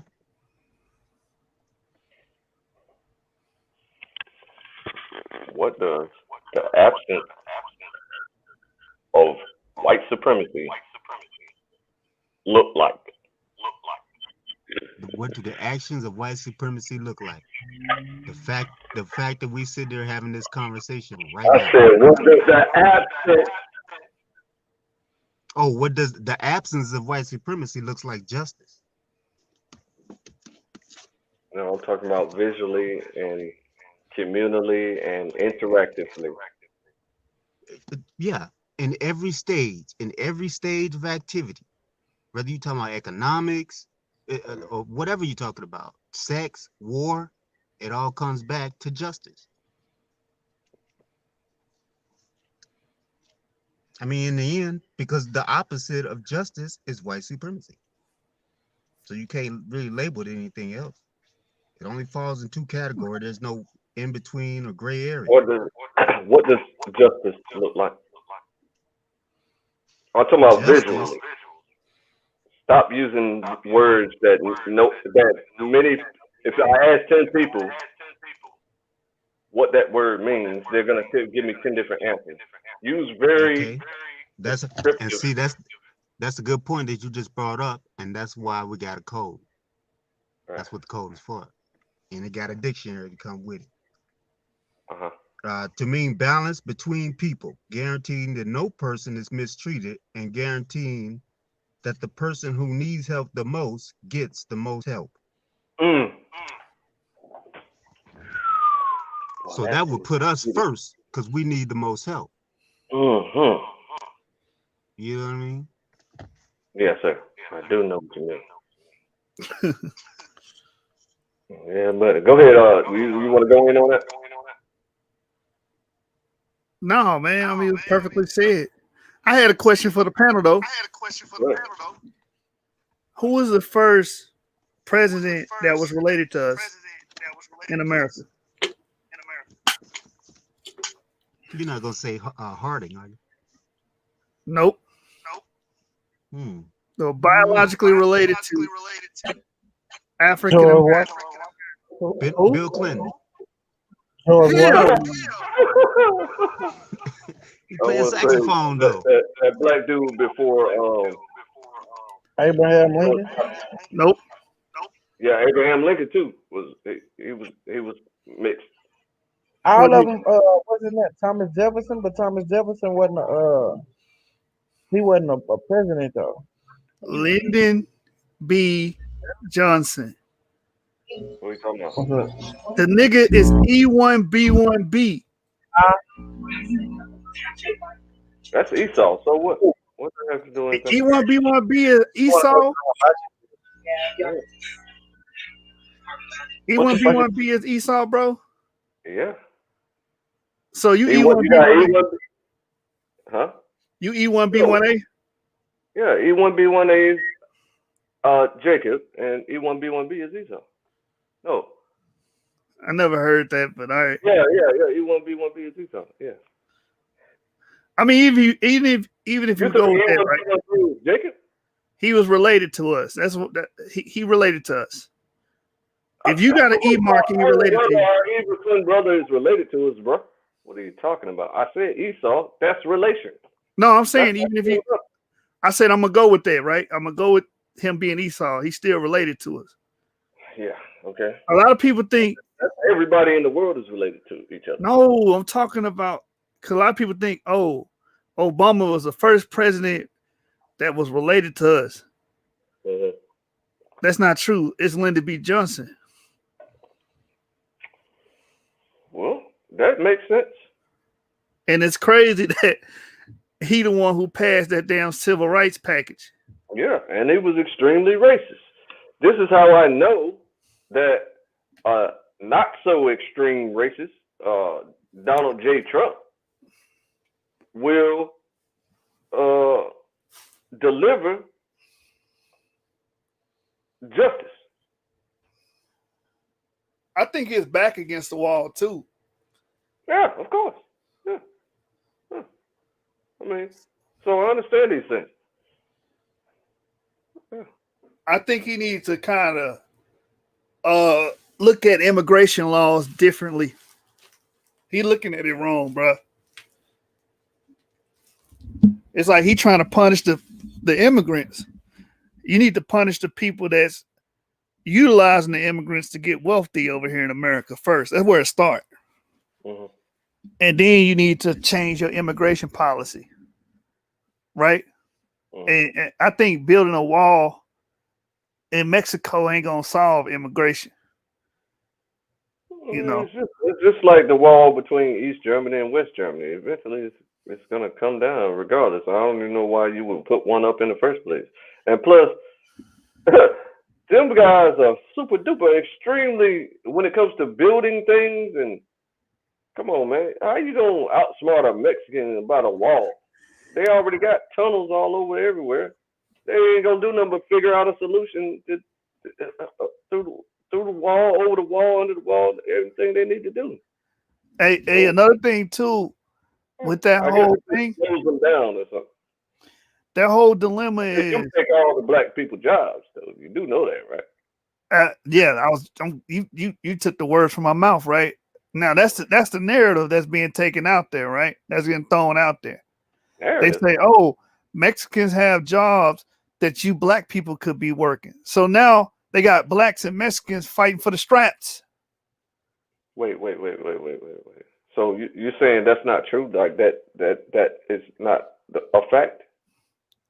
No, what they're saying is, oh, these Mexicans got the Chicago had busted over 800 illegal immigrants at a bakery factory, right? To make all the buns for McDonald's. They had 800 illegal immigrants. They busted them and deported them and all that, right? And they replaced them with over 800 quote unquote African Americans, right? But they only making $14 an hour. So they was paying the Mexicans $10 an hour. Oh, pause. You said only $14 an hour ain't shit, bro. I know it's not Chicago. Somebody who make $90,000 a year. Well, I'm talking about normal broke people, bro. You know what I'm saying? Not only was it 800 new jobs for people, we're talking about, like, say, for example, I mean, I'm not a proponent of keeping them out of here. I'm just saying that it's a fact that they work jobs that black people can't get because they all filled up with Mexican people. That's true, but what the narrative is like black people. What they're saying is black people don't look at us for your conditions and why you're not getting jobs and you're not getting careers. Look at the Mexicans; they're the reasons. So now the Mexicans getting blamed for something, or a problem, or ecology, if you will, that they created. I blame the company that's hiring. The companies is the one that create these problems for themselves, brother. I don't appreciate you saying that. Black people did not create these problems for themselves. No, I'm not saying that. I'm saying the rich corporations created. Black people. No. You misunderstanding me, Claims. Let me clarify. People created this problem for themselves. Now you're talking about corporations creating the problem. No, that's what I was saying. The they is the corporations of white corporate America created these situations where black people will be on the bottom, right? The minority will be on the bottom, and now the minorities are fighting each other for straps. Now the black people saying, I'm blaming the Mexicans for taking my jobs. You know what I'm saying? Then the Mexicans gonna be saying, damn, those niggas took my job, and now I'm back in Mexico. Now we argue and fight with each other when really the beast, which is the corporations in America, is the reason why we poor.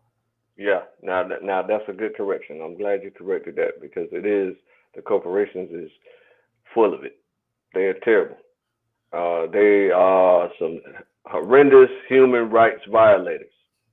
Extremists. They're extremists. Yeah.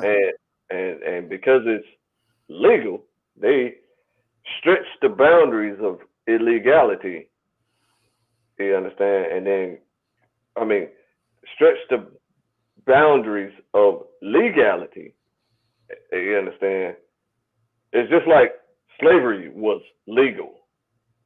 You see what I'm saying?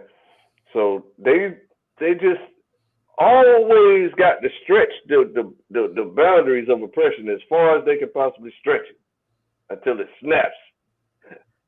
And there's revolts all over the place. Right. It's crazy. They're not smart enough to see. You know why I think that is, bro? Because they had to come up with a income generating system that worked for them until the inevitable self-determination of Israelites, because they figured we were going to wake up one day and be ruling. You understand? So they wanted to get as wealthy as they could, as fast as they could, which caused the oppression and the free labor and caused the redlining and all the rest, and never getting no loans and keeping us out of commerce. All this time so that they could get as rich as possible for whenever we come into power, that they will be able to defend themselves if should we choose to fight them. But all we're going to do is defend ourselves. You know what I'm saying? Because you do the same thing every single time. You burn down every city we create. But you won't burn down mine. I guarantee you. Right. I guarantee you, if I make a city, anything that comes over there and try to, I'm not these other guys. I'm not that guy at Tulsa, whoever the mayor of Tulsa, Oklahoma was. I'm not him. I'm not them guys that for the movement, Abdul Jamal, whatever. I'm not them at all. You come around here, you dead. And now we ain't gonna lose not one soldier. I promise you that. Yeah, that's the attitude to have. Yeah, I mean, complete agreement. Hey, but let me tell you this though. Those same Mexicans that white America is trying to get black people to blame and fight it. Even the drug problem in Chicago, they saying, look, don't look at white people, even though Reaganomics came out and the files came out behind Reaganomics.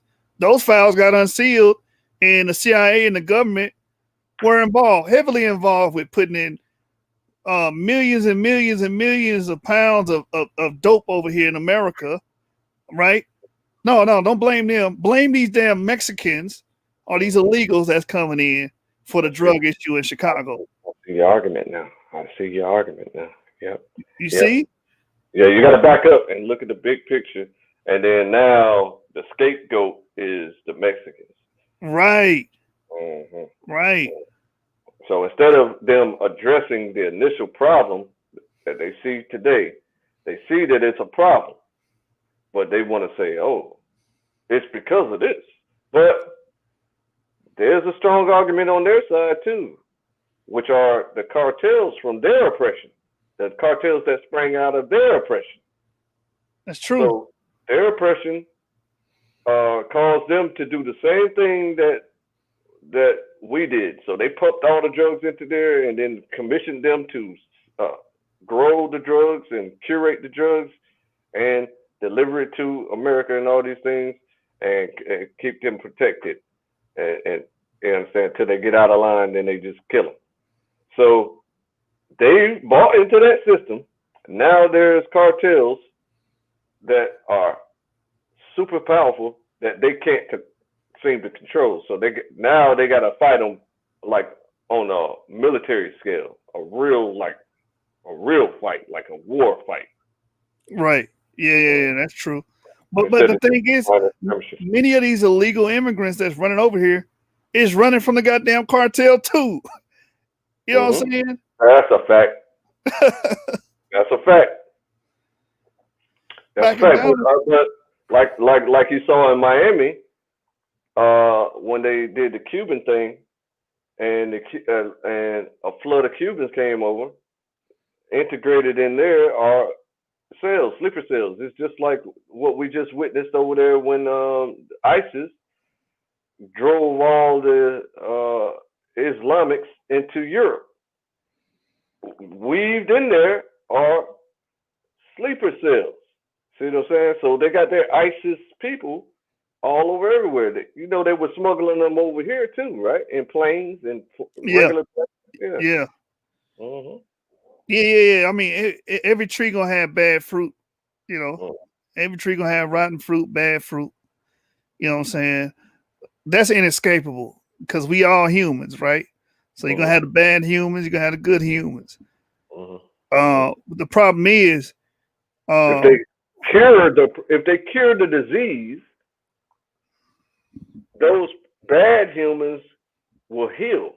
What do you think? No, I agree because America goes with a quote unquote free trade system, right?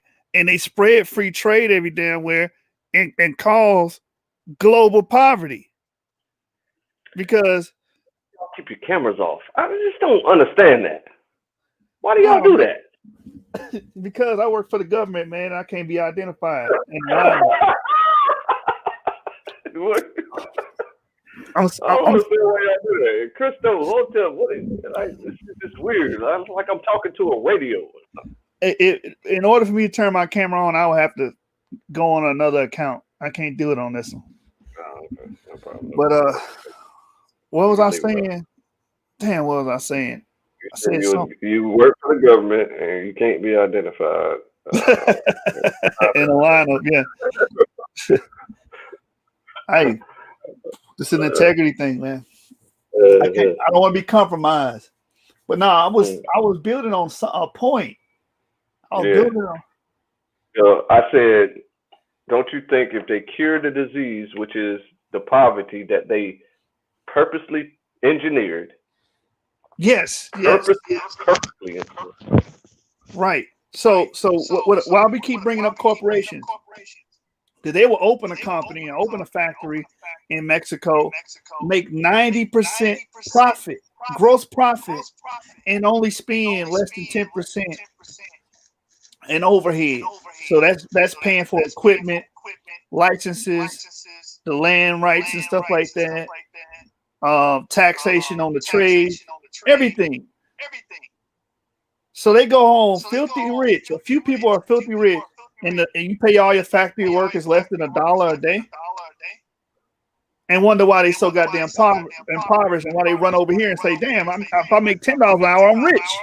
They think $10 an hour in American money is rich, because in their homeland they only making 15 cents an hour probably. Mm-hmm. You will run over here too. Yeah. That's caused by NAFTA. That was and what the problem is, it's so close to us. It's on our border. So why don't you go in there and strengthen their economy so that they don't feel the need to come over here? Exactly. And fucking kill the cartel, I suppose. Right. Because the main no, you can't do that. Because the main idea is confusion. As long as you can keep them confused, they'll never be able to progress or focus beyond a given point. That's true. You said you can't do what, Joshua? Listen, what he just said is so poignant, because if all you doing your whole life is worried about eating and surviving, you're not going to be able to progress. Yeah, that's why civilization came through agriculture, because we weren't worried about, damn, we need to hunt our next meal tomorrow. We got to follow this pack of goddamn wildebeest and hunt every day. Now we can just grow our crops, farm our little chicken, and now we can make think groups. Now we can deal with science. Now we can deal with architecture, because we're not running trying to survive every day. That's the detriment of being poor or living in hyper impoverished places. Spending all your time attempting to survive. That's correct. Exactly. So how are you going to progress? Right, and thrive. Yeah, you're gonna have to focus. You're gonna have to focus. That's it. That's really the only answer. So a lot of people can get that focus. They can harness that focus. They can block everything out and focus on a project. But the thing about these people, they already have an incredible talent that they can harness and focus into a project that produces money. See, a talent in the Bible is something like $1 million or something like that. Yeah. So if I take you and say, look, I'm gonna give you a job, you work 12 hours a day, but you barely making rent, and you barely, making the grocery bill and the utilities, you're gonna be stressed. You're gonna be stressed, depressed, and you ain't gonna be thinking about any kind of innovative things that could make your people grow and thrive. Period. And that's what they did to Africa. You know what I'm saying? The Congo. After the Biafran War. We're still doing it to everybody worldwide.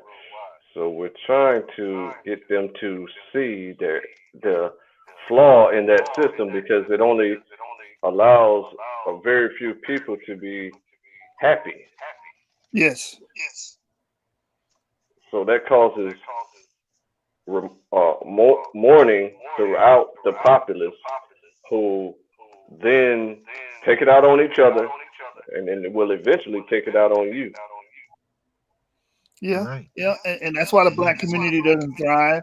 That's why you have like the lowest scores and illiteracy rate is high amongst us because majority of us are poor.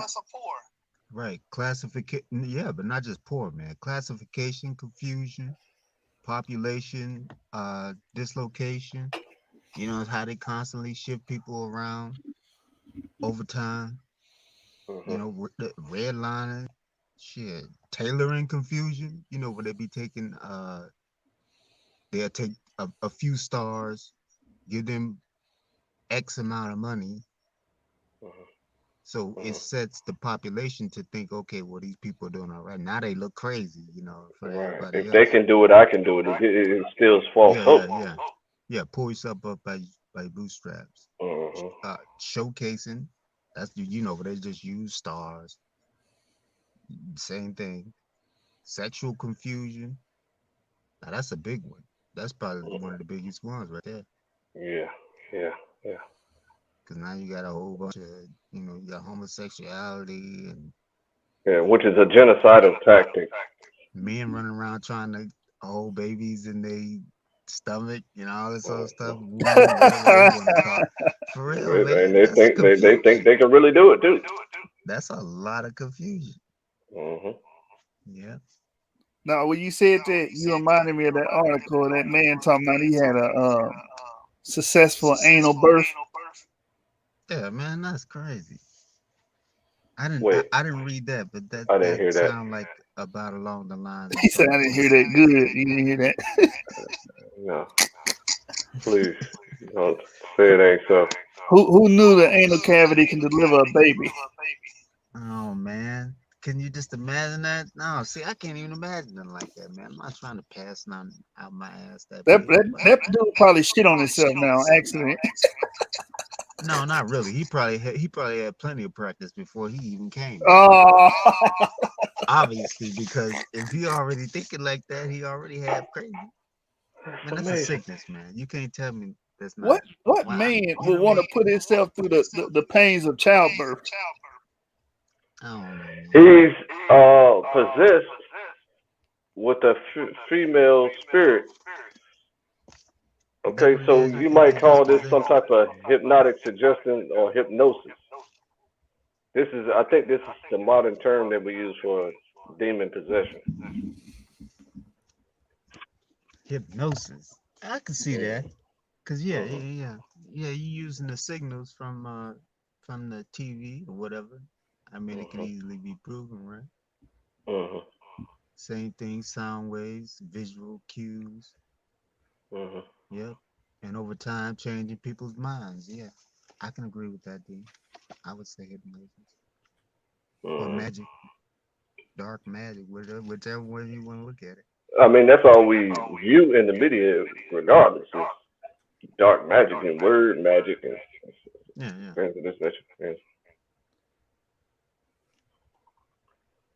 So it was great having y'all. I do this every week. Of course, I try to go live every day, but this particular show is the BlackRedeemed.me Reparations PhD Townhall meeting. So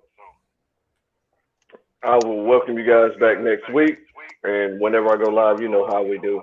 I go live. I jump on y'all panels. Y'all jump on my panels. It's all love. So I want to end with some praise and worship. Yeah. And then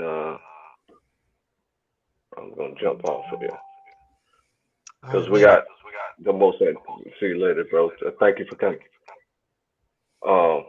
We got the most anticipated debate of the month coming up on our channel on SVDL. I meant to say, not my channel, but SVDL, and that's Chris Harris, Chris Harassment versus Anonymous Hebrew, and the cameras must be on this year. We have to have our cameras on. So Anonymous is doing what he does for that. But I'm going to close it out with praise and worship here. And then we'll see you next week.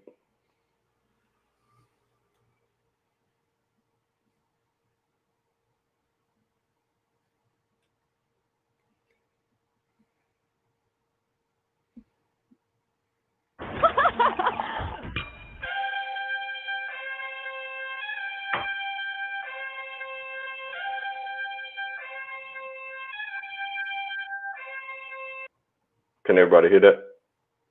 Yep. Stepped out of bail, I did a diddy bop. I had to tilt my hat at the city cop. I walk away free cause I'm innocent. And when I walk the whole world, oh a nigga wild. We been at the gas station all night. We been at the gas station all night.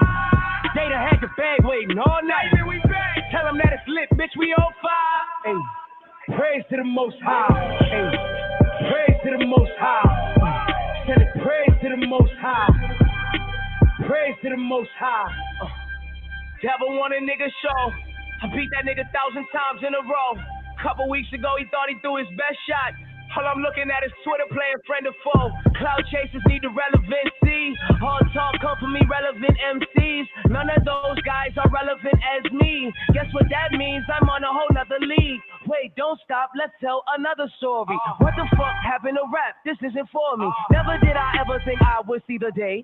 Rap niggas telling the cops to come for me. They try to turn me to a cold felon. All they help me do is get some more millions. All I see is free toy, free toy. Homie, I was in Miami on a short chillin'. I got a whole new chick, mean. We on the island and she fucked me like she off a beam. I'm out in Jersey and I'm ballin' like I'm off the team. I bought a 4, it's a Birkin, oh, it's off the lean. Stepped out of bail, I did a diddy bop. I had to tilt my hat at the city cop. I walk away free cause I'm innocent. And when I walk the whole world, oh a nigga wild. We been at the gas station all night. We been at the gas station all night. They done had the bag waiting all night. Tell them that it's lit, bitch, we on fire. Hey, praise to the Most High. Hey, praise to the Most High. Tell it, praise to the Most High. Praise to the Most High. Soon as I get my masters back, they want chatter. Now I'm independent, niggas want fetid. White labels trying to turn my black folk against me. Been selling weed, that nigga don't offend me. Tell my trappers get blooming bags ready. We finna fill them bitches up with Mad Reggie. Take them to the block, sell them at exclusive price. And if they ask why it's trash, least the bag heavy. Devil want a nigga soul. I beat that nigga 1,000 times in a row. Demon like a pick and roll. She ugly, then I gotta hit her with the wall. Get up in this bitch going hard, nigga. Running through these bitches like a yard, nigga. I'm watching Complex for the talks, nigga. Cause it's an everyday struggle, fuck more, nigga. I got love for them till they count me out. Niggas mad, I spun they bitches like a roundabout. I see niggas trying to kick me when I'm down and out. And I came in here with a purpose, I ain't round for clout. Illuminati trying to get me, nigga. But I'm the one they gotta spare like a Britney, nigga. Through the hot and cold, I would never sell my soul. And if I gotta die for that, I'm dying Christian, nigga. I spent 4 seasons at the Four Seasons. I might even flex just for no reason. Got a penthouse in DR and PR. I call it pH balance and it's Puerto Rican. These niggas don't like me. I'm feeling Gucci, man, and I'm so icy. Wear these niggas out like a white tee. My comeback rate super pricey. Stepped out of bail, I did a diddy bop. I had to tilt my hat at the city cop. I walk away free cause I'm innocent. And when I walk the whole world, oh a nigga wild. We been at the gas station all night. We been at the gas station all night. They done had the bag waiting all night. Tell them that it's lit, bitch, we on fire. Hey, praise to the Most High. Hey, praise to the Most High. Tell it, praise to the Most High. Praise to the Most High.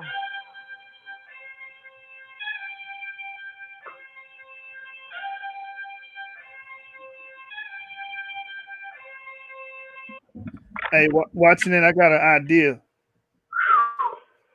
We should all shoot females in the feet and do a rap video after we get off.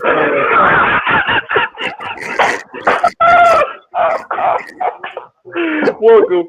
You're welcome. And come back next week for the Reparations blackredeem.me reparations PhD Townhall meeting. The only reparations brand that answers the how America can afford reparations. Hey, Yashu. What's cracking? Hey, bro, you gonna go live or what?